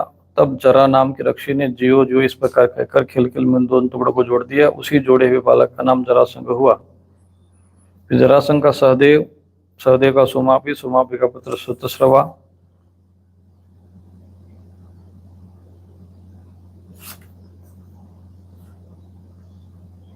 और इसी में प्रदीप के 3 पुत्र थे, देवापी, शांतनु और बाल्लिक। देवापी अपना पैतृक राज्य छोड़कर वन में चला गया, इसलिए उनके छोटे भाई शांतनु राजा हुए। पूर्व जन्म में शांतनु का नाम महाभीष था। इस जन्म में भी वे अपने हाथों से जिसे छू लेते वह बूढ़े से जवान हो जाता था और उसे परम शांति मिल जाती थी। इसी करामात के कारण उनका नाम शांतनु हुआ। एक बार शांतनु के राज्य में 12 वर्ष तक इंद्र ने वर्षा नहीं की। इस पर ब्राह्मणों ने शांतनु से कहा कि तुमने अपने भाई बड़े देवापी से पहले ही विवाह, अग्निहोत्र और राज्यपद को प्राप्त कर लिया, इसलिए तुम परिवेत्ता हो। किसी से तुम्हारे राज्य में वर्षा नहीं होती। यदि तुम अपने नगर और राष्ट्र की उन्नति चाहते हो तो शीघ्र से शीघ्र अपने भाई को राज्य लौटा दो। जब ब्राह्मणों ने शांतनु से इस प्रकार कहा, तब उन्होंने वन में जाकर अपने भाई बड़े भाई देवापी से राज्य स्वीकार करने का अनुरोध किया। परंतु शांतनु के मंत्री अश्वरात्म ने पहले ही उनके पास कुछ ऐसे ब्राह्मण भेज दिए थे जो वेद को दूषित करने वाले वचनों से देवापी को वेद मार्ग से विचलित कर चुके थे। इसका फल यह हुआ कि देवापी वेदों के अनुसार गृहस्थ आश्रम का स्वीकार करने की जगह उसकी निंदा करने लगे, इसलिए वे राज्य के अधिकार से वंचित हो गए और तब शांतनु के राज्य में वर्षा हुई। देवापी इस समय भी योग साधना कर रहे हैं और योगियों के प्रसिद्ध निवास स्थान कलाग्राम में रहते हैं। तो ये देवापी चंद्रवंश में अभी भी जीवित है। और सूर्यवंश में मरु नाम के राजा अभी भी जीवित होकर हिमालय में जो कलापग्राम है वहां पर निवास करते हैं। जब कलयुग में चंद्रवंश का नाश हो जाएगा तब सत्ययुग के प्रारंभ में वे ही उसकी स्थापना करेंगे।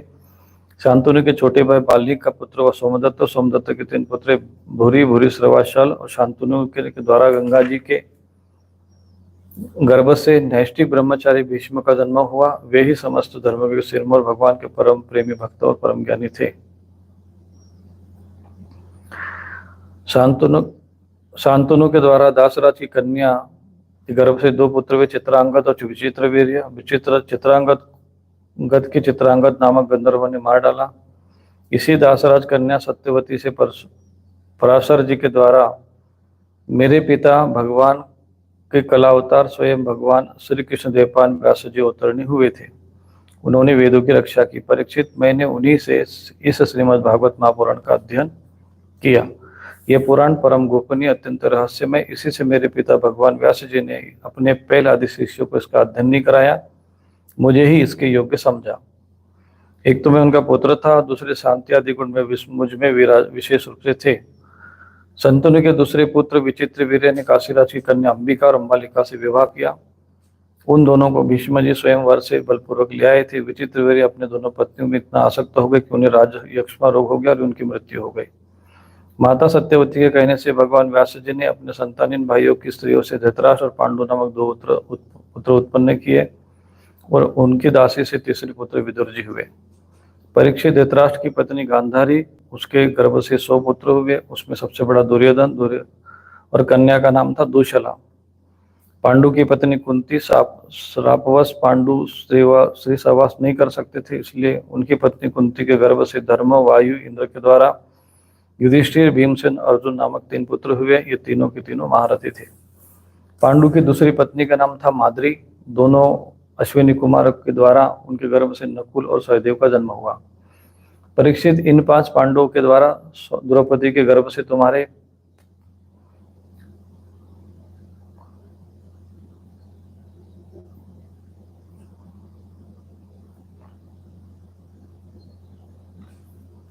पांच जो है पूर्वज उत्पन्न हुए। इनमें से युधिष्ठिर के पुत्र का नाम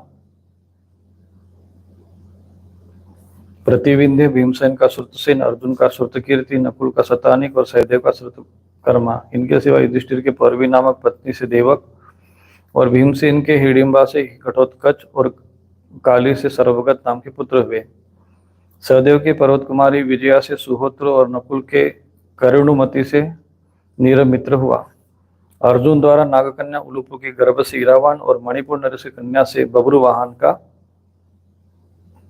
जन्म हुआ। इस प्रकार से उलूपी और ये इनका भी मणिपुर नरेश की कन्या से इनका जन्म हुए हैं। ये भी उनके अन्य विवाह का वर्णन आता है।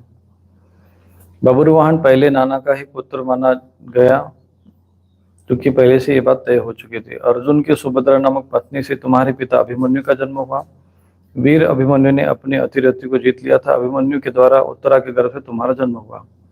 परीक्षित, उस समय कुरुवंश का नाश हो चुका था और अश्वत्थामा के ब्रह्मास्त्र से तुम भी जल चुके थे, परंतु भगवान श्री कृष्ण ने अपने प्रभाव से तुम्हें उस मृत्यु से जीता जागता बचा लिया। परीक्षित, तुम्हारे पुत्र तो तुम्हारे सामने ही बैठे हुए। इनके नाम है जन्मेजय, श्रुतसेन, भीमसेन और उग्रसेन। ये सब के सब बड़े पराक्रमी हैं। जब तक्षक के काटने से तुम्हारी मृत्यु हो जाएगी तब इस बात को जानकर जन्मेजय बहुत क्रोधित होगा और सर्प यज्ञ की आग में सर्पों का हवन करेगा। ये कावशेय तुर को पुरोहित बनाकर अग्नि में अश्वमेध यज्ञ करेगा और सब ओर से सारी पृथ्वी और विजय प्राप्त करके गुप्त द्वारा भगवान की आराधना करेगा। जन्मेजय का पुत्र होगा शतानिक। वह याज्ञवल्क्य ऋषियों से तीनों वेदों और कर्मकांड की तथा कृपाचार्य से अस्त्र विद्या की प्राप्ति करेगा एवं शौनक जी आत्मज्ञान का संपादन करके परमात्मा को प्राप्त होगा। तो अब मैं ये वंश कलयुग में राजा क्षमक के साथ ही समाप्त हो जाएगा। अब भविष्य में होने वाला मगध देश के राजाओं का वर्णन सुनाता हूँ। जरासंध का भी मगध का भी वर्णन यहाँ पर दिया हुआ है। परीक्षित, ययाति नंदन के अनु के 3 पुत्र हुए, सभागर, सभाना, चक्षु और परोक्ष। ये सब वर्णन इसमें भी आता है।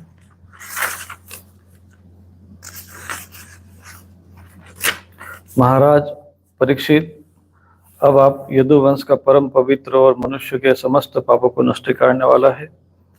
अब आप उसका वर्णन सुनिए। जो मनुष्य इसका श्रवण करेगा वह सब पापों से मुक्त हो जाएगा। इस वंश में स्वयं भगवान परब्रह्म श्री कृष्ण ने मनुष्य रूप में अवतार लिया।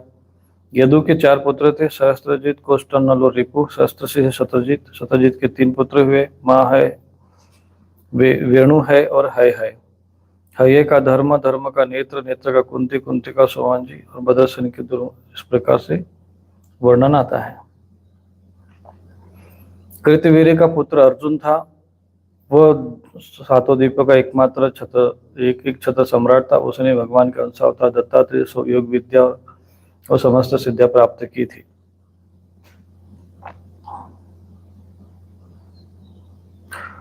उसके 1000 पुत्रों में से केवल 5 पुत्र ही जीवित थे। वे शेष सब परशुराम जी की क्रोध अग्नि में भस्म हो गए। बचे हुए पुत्रों के नाम थे जयध्वज, सुरसेन, वृषभ, मधु और उर्जित। जयध्वज के यानी सभी क्षत्रिय का जो है उनमें से जो सहस्त्रबाहु के जो 5 पुत्र वे भी शेष थे।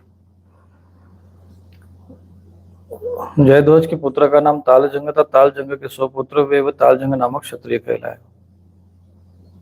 महर्षि औरवी की शक्ति से राजा सगट उनका संहार कर दिया था। उन 100 पुत्रों में सबसे बड़ा वित्तिहोत्र, वित्तिहोत्र का पुत्र मधु और मधु के 100 पुत्र थे। उसमें सबसे बड़ा वृष्णि। परीक्षित, इन्हीं मधु और वृष्णि और यदु के वंश माधव, वार्ष्णि और यादव नाम से प्रसिद्ध हुआ। अब ये जो यहाँ पर वर्णन आता है, मधु से माधव, वृष्णि से वार्ष्णेय, इसलिए भगवान का कभी कभी माधव ये शब्द कहा जाता है, हे कृष्ण हे माधव। तो माधव शब्द यहाँ से मधु वंश का होने के कारण आता है। वार्ष्णेय भी कहते हैं और यादव यदु वंश होने के कारण यादव कहते हैं। यदुनंदन कौस्तु के पुत्र का नाम बृजिकवाहन, बृजिकवाहन का पुत्र शाही और शतविंदु। यह परम योगी, परम भोगेश्वर संपन्न पराक्रमी था।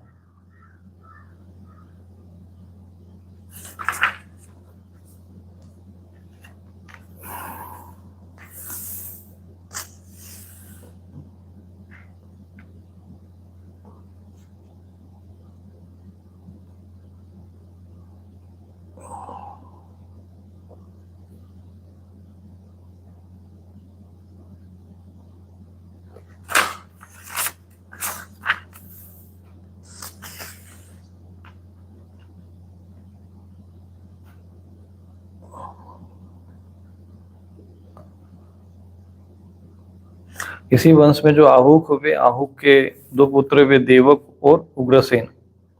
देवक के 4 पुत्र हुए, देववान, उपदेव, सुदेव, देववर्धन। उनकी 7 बहनें थी, धृता, देवा, शांति देवा, उपदेवा, श्रीदेवा, देवरक्षिता, सहदेवा और देवकी। वसुदेव जी ने इन सबके साथ विवाह किया था। 7 बहनों के साथ वसुदेव जी का विवाह हुआ था। तो फिर उसके बाद उनके जो दूसरे पुत्र उग्रसेन, ये देवक और उग्रसेन ये सगे भाई थे। देवक के पुत्र हुए, उग्रसेन के इसमें वसुदेव जी। उग्रसेन के 9 लड़के थे, कंस, सुनामा, न्योग्र, कंक, शंकु, सुहु, राष्ट्रपाल, सुरुष्टि और रुष्टिमान। उग्रसेन के 5 कन्याएं थी, कंसा, कंसवती, कंका, सुरु, राष्ट्रपाल। इनका विवाह देवभाग आदि वसुदेव जी के छोटे भाइयों से हुआ। चित्ररथ के पुत्र विदुरथ हुए।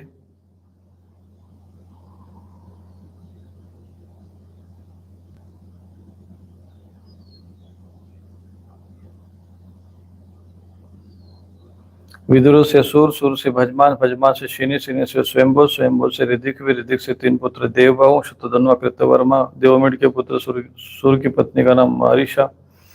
उन्होंने उनके गर्भ से 10 निष्पाप पुत्र उत्पन्न किए। वसुदेव, देवभाग, देवश्रवा, आनक, सृंजय, शामक, कंक, शमिक, वत्सक और प्रक। ये बड़े पुण्यात्मा थे। वसुदेव जी के जन्म के समय देवताओं के नगाड़े और नौबत स्वयं ही बजने लगे थे, इसलिए आनंद दुंदुभी भी कहलाते हैं। वे ही भगवान श्री कृष्ण के पिता हुए। वसुदेव आदि की 5 बहनें थी, प्रथा अर्थात कुंती, श्रुतदेवा, श्रुतकीर्ति, सुदसवा और आजादी देवी। वसुदेव के पिता सुरसेन के एक मित्र थे, कुंतीभोज। कुंतीभोज को कोई संतान नहीं थी, इसलिए सुरसेन ने अपनी प्रथा नाम की अपनी कन्या उनको गोद दे दी। प्रथा ने दुर्वासा ऋषि को प्रसन्न करके उनसे देवताओं को बुलाने की विद्या सीख ली थी। एक दिन विद्या के प्रभाव की परीक्षा लेने के लिए प्रथा ने परम पवित्र सूर्य का आह्वान किया। उसी समय भगवान सूर्य वहां आ पहुंचे। उन्हें देखकर कुंती का हृदय विस्मय से भर गया। उसने कहा कि भगवान क्षमा कीजिए, मैंने तो परीक्षा करने के लिए इस विद्या का प्रयोग किया था, अब आप पधार सकते हैं। सूर्यदेव ने कहा कि देवी, मेरा दर्शन निष्फल नहीं हो सकता, इसलिए सुंदरी अब मैं तुमसे एक पुत्र उत्पन्न करना चाहता हूँ। अवश्य ही तुम्हारी योनि दूषित न हो, इसका उपाय मैं कर दूंगा।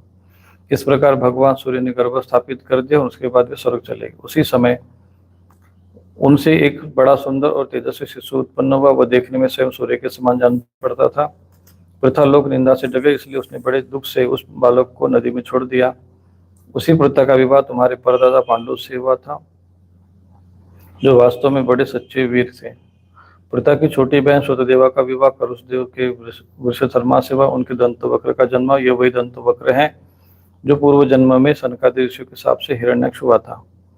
कैकेयी देश के राजा धृष्टकेतु ने धृतराष्ट्र से विवाह किया। उसे कैकेयी आदि राजकुमार हुए। राजाधि देवी का विवाह जनसेन से हुआ। उनके दो पुत्र विंद अनुविंद, ये दोनों ही अवंती के राजा हुए। और चितिरा दमघोष ने सुतसवा। उनका पुत्र था शिशुपाल, जिनका वर्णन मैं पहले स्कंद में कर चुका हूँ। वसुदेव जी के भाइयों में से देवभा की पत्नी कंसा के गर्भ से दो पुत्र हुए, चित्रकेतु बृहद्वाल।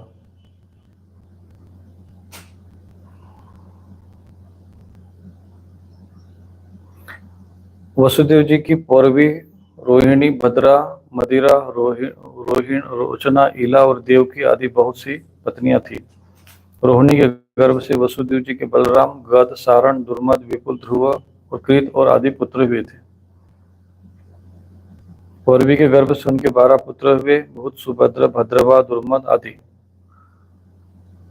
नंद, उपनंद, कृतक, सुरादि मदिरा के गर्भ से उत्पन्न हुए।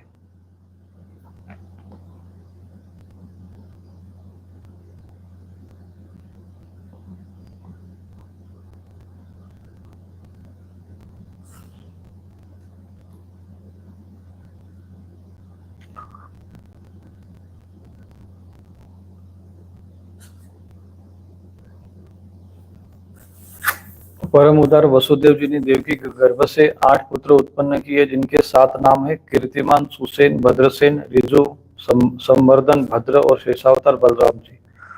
उन दोनों के 8वें पुत्र स्वयं भगवान ही थे। परीक्षित, तुम्हारी परम सौभाग्यवती दादी सुभद्रा भी देवकी जी की ही कन्या थी। जब जब संसार में धर्म का ह्रास और पाप की अभिवृद्धि होती है, तब तब सर्वशक्तिमान भगवान श्रीहरि अवतार ग्रहण करते हैं।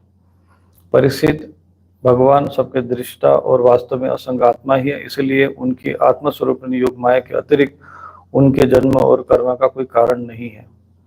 उनके माया का विलास ही जीव के जन्म, जीवन और मृत्यु का कारण है। उनका अनुग्रह ही माया के अलग करके आत्मस्वरूप को प्राप्त करने वाला है।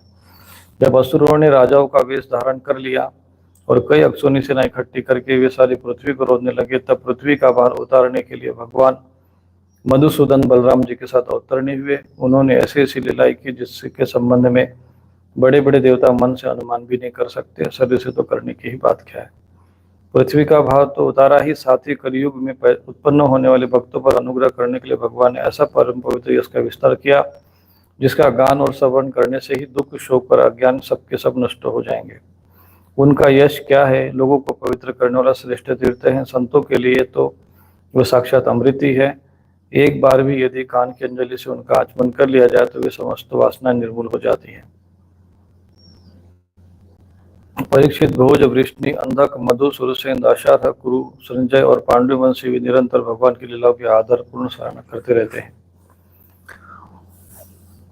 उनका श्यामल शरीर सर्वांग सुंदर था। उन्होंने उस मनोरम विग्रह से अपनी प्रेम भरी स्मित हास्य से समूह मधुर चितवन और प्रसाद पूर्ण वचन और पराक्रमपूर्ण लीला के द्वारा समस्त मनुष्य लोग को आनंद में सरोवर कर दिया था। लीला पुरुषोत्तम भगवान अवतीर्ण हुए मथुरा में, परंतु मथुरा में वसुदेव जी घर, परंतु वह वहां नहीं रहे। वहां से वे गोकुल में नंद बाबा के घर चले गए। वहां अपना प्रयोजन, जो ग्वाल गोपी गौओं को सुख करना था, वह पूरा करके मथुरा लौटे। ब्रज में मथुरा में तथा द्वारका में रहकर अनेकों शत्रुओं का संहार किया। बहुत सी स्त्रियों से विवाह करके हजारों पुत्र उत्पन्न के साथ ही लोगों में उनका स्वरूप का साक्षात्कार कराने वाले अपनी वाणी रूप स्वरूप श्रुतियों की मर्यादा स्थापित करने के लिए अनेकों यज्ञों के द्वारा स्वयं अपना ही यजन किया। कौरव और पांडवों के बीच उत्पन्न हुए आपस के कलह से उन्होंने पृथ्वी का बहुत सा भार हल्का कर दिया तथा युद्ध में अपनी दृष्टि से ही राजाओं की बहुत सी अक्षोहिणी को ध्वंस करके संसार में अर्जुन की जीत का डंका पिटवा दिया। फिर उद्धव को आत्मतत्व का उपदेश दिया और इनके बाद भी परम धाम को सिधार गए। इति श्रीमद्भागवत महापुराणे वैयासिकम अष्टादश सहस्रायाम संहिता नवम स्कंदे। तो यहाँ पर नवम स्कंद पूर्ण होता है, दशम, एकादश और द्वादश। तो ये दशम स्कंद और एकादश स्कंद भगवान की लीला, भगवान श्री कृष्ण की लीलाओं का विषय है। तो आज ये हमने आपको अष्टम और नवम स्कंद भी आज पूर्ण कर दिया। ये सारा वंश जो है हमें इसका वर्णन आया हुआ है, जो चंद्र वंश, सूर्य वंश आदि का वर्णन इसमें है।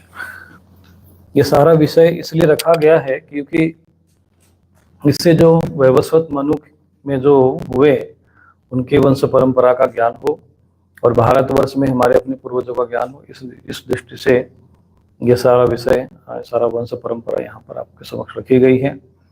तो आप सभी इसका एक बार स्वयं ही बैठ कर कभी अध्ययन करेंगे, मनन करेंगे, तो ये चीज समझ में आएगी कि अनेक ब्राह्मण, क्षत्रिय में ब्राह्मण में क्षत्रिय वंश, इस प्रकार से ये परंपरा चली रही है। तो इससे ये सिद्ध होता है कि जो वंश परंपरा है उसका कोई जन्म से संबंध, ब्राह्मण आदि है, ये वर्ण है, इसका संबंध जन्म से नहीं, गुण और कर्म से रहा है, ये इन वंश परंपरा से सिद्ध होता है। इसलिए जो लोग ये सब विवाद करते हैं वर्ण व्यवस्था का और आदि ज्ञान न होने के कारण, तो ये अशास्त्रीय परंपरा का कारण ये वर्ण और आश्रम व्यवस्था समाप्त हुई है। तो इसके लिए आज हम ये सारा विषय आपके समक्ष रख दिए हैं। आगे आप सभी भगवान श्री कृष्ण की जो दशम स्कंद में, एकादश स्कंद में आप उनका लीलाओं का वर्णन सुनेंगे और अंतिम स्कंद में भगवान का इस श्रीमद् भागवत महापुराण का। तो यह 2-3 दिन 4 दिन में जितना भी होगा आपको ये कथा श्रवण आपको कराएंगे। तो आज इतना ही। नारायण नारायण।